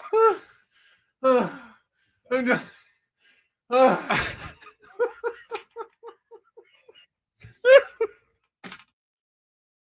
They look beard. Yeah, they look beard. That's all I said. You never know when it's going to happen. And when it does, I just lose Got your ass. But it's dude. rare enough. Like if we Yeah. did it every week. It would drive people crazy. It's probably a once a year sort of occurrence, maybe. Yeah. Like once every year and a half. Yeah. But when it happens, I mean, listen again. I lose my mind. They looked bored. They look beard. They look beard. They look beard. It's just like broken. It's not even that great of a line. I think I remember thinking, I was like, it was pretty good. Pretty It was good, not clever. bad. It was quick. It was funny. I but- just expected him to glaze right over it. Right. He was happened to be listening to me at the time. Absolutely murdered him. You're unbelievable. Watching on my fridge in the chat says, I legit almost just hit Mud walking his dog in Alpine. Please don't do Was it that. your fault or was Mud trying to record a 92-minute birthday video for someone else while he was walking his dog? Paulie's like, bro, I'm gonna have to edit this thing down, man. I told him nice short video for Ben, and you know, everyone likes themselves. I get it. I'm the same way. It was hard for me to do a 10-second video as well. We all like the sound of our own voice. But I hope you had a great birthday. I really did. Thank you so much for my gifts. You're I really welcome. want to thank all the tier ones in the chat. All the love that you are offering today is really felt. I know I'm an emotionless, heartless dude. Yes. But it did really touch me today. Well, unless you get like 8 tequilas in here, then you're a little tiny bit. Get a tiny bit moved, tiny bit. which I understand. I wish I was more like you. Feel everything. I feel it all. Every single bit of it. All. I don't know how you do it. I don't know how I do it either. I really, really don't, Benjamin. But I do. Got football for you tonight here on 97.3 The Fan. It is the Arizona Cardinals and the Dallas Cowboys at 5:15. Jerry Maguire game. Kyler Murray has been ruled out of the game. Can't wait to watch. I actually got an insider tip. Oh, did you? Yeah, at my birthday party from Jeff LaValle. Because his son works for the team. He said, I don't think Kyler's playing. I said, I don't think you're allowed to say that. Well, so I said, should I go bet the Cardinals? And he goes, they like Jacoby Brissett a lot as their backup. So that Are you information admitting did. here on the radio to insider trading? boy. Well, I and didn't do illegal anything with it. gambling. That's a As hell of a long way to as start year as 51. long as you don't do anything with it, it's absolutely fine to have that information. You will be getting a visit from the authorities later. That I'm is- almost certain. That I don't just think you can means say I'm that. like Adam Schefter now. I'm Yeah, an you're NFL insider. insider with information, and I didn't bet on it or anything, so I did nothing untoward. But now other with that people info. might. Well, no, they already announced it Oh, yesterday. all right. It was- he was right, though. They were going to rule him out, and they did. All right. What do you got on the agenda for your birthday today? Not a lot. My son's car broke down, and we have to go.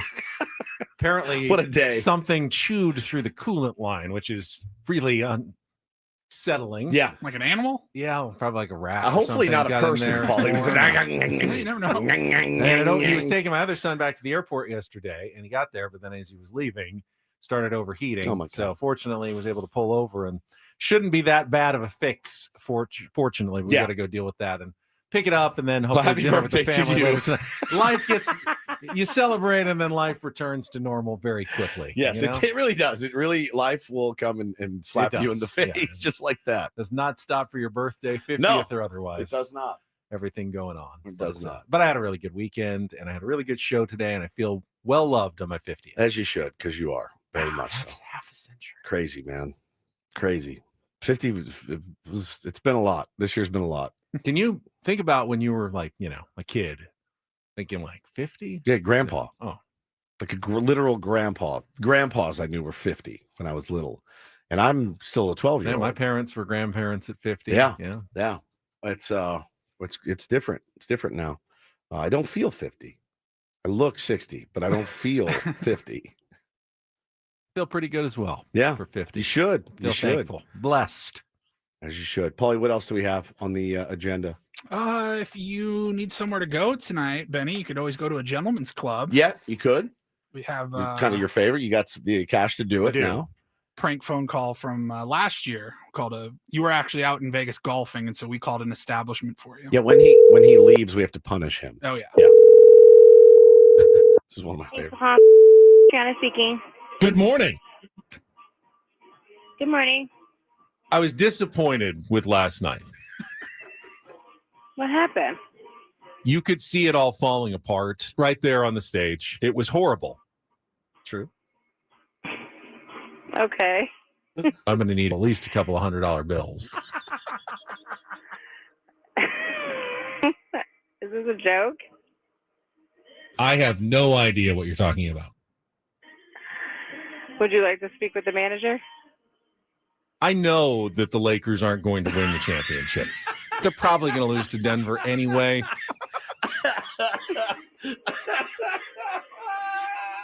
Okay. I like watching LeBron and Anthony Davis. We know. Oh, my God.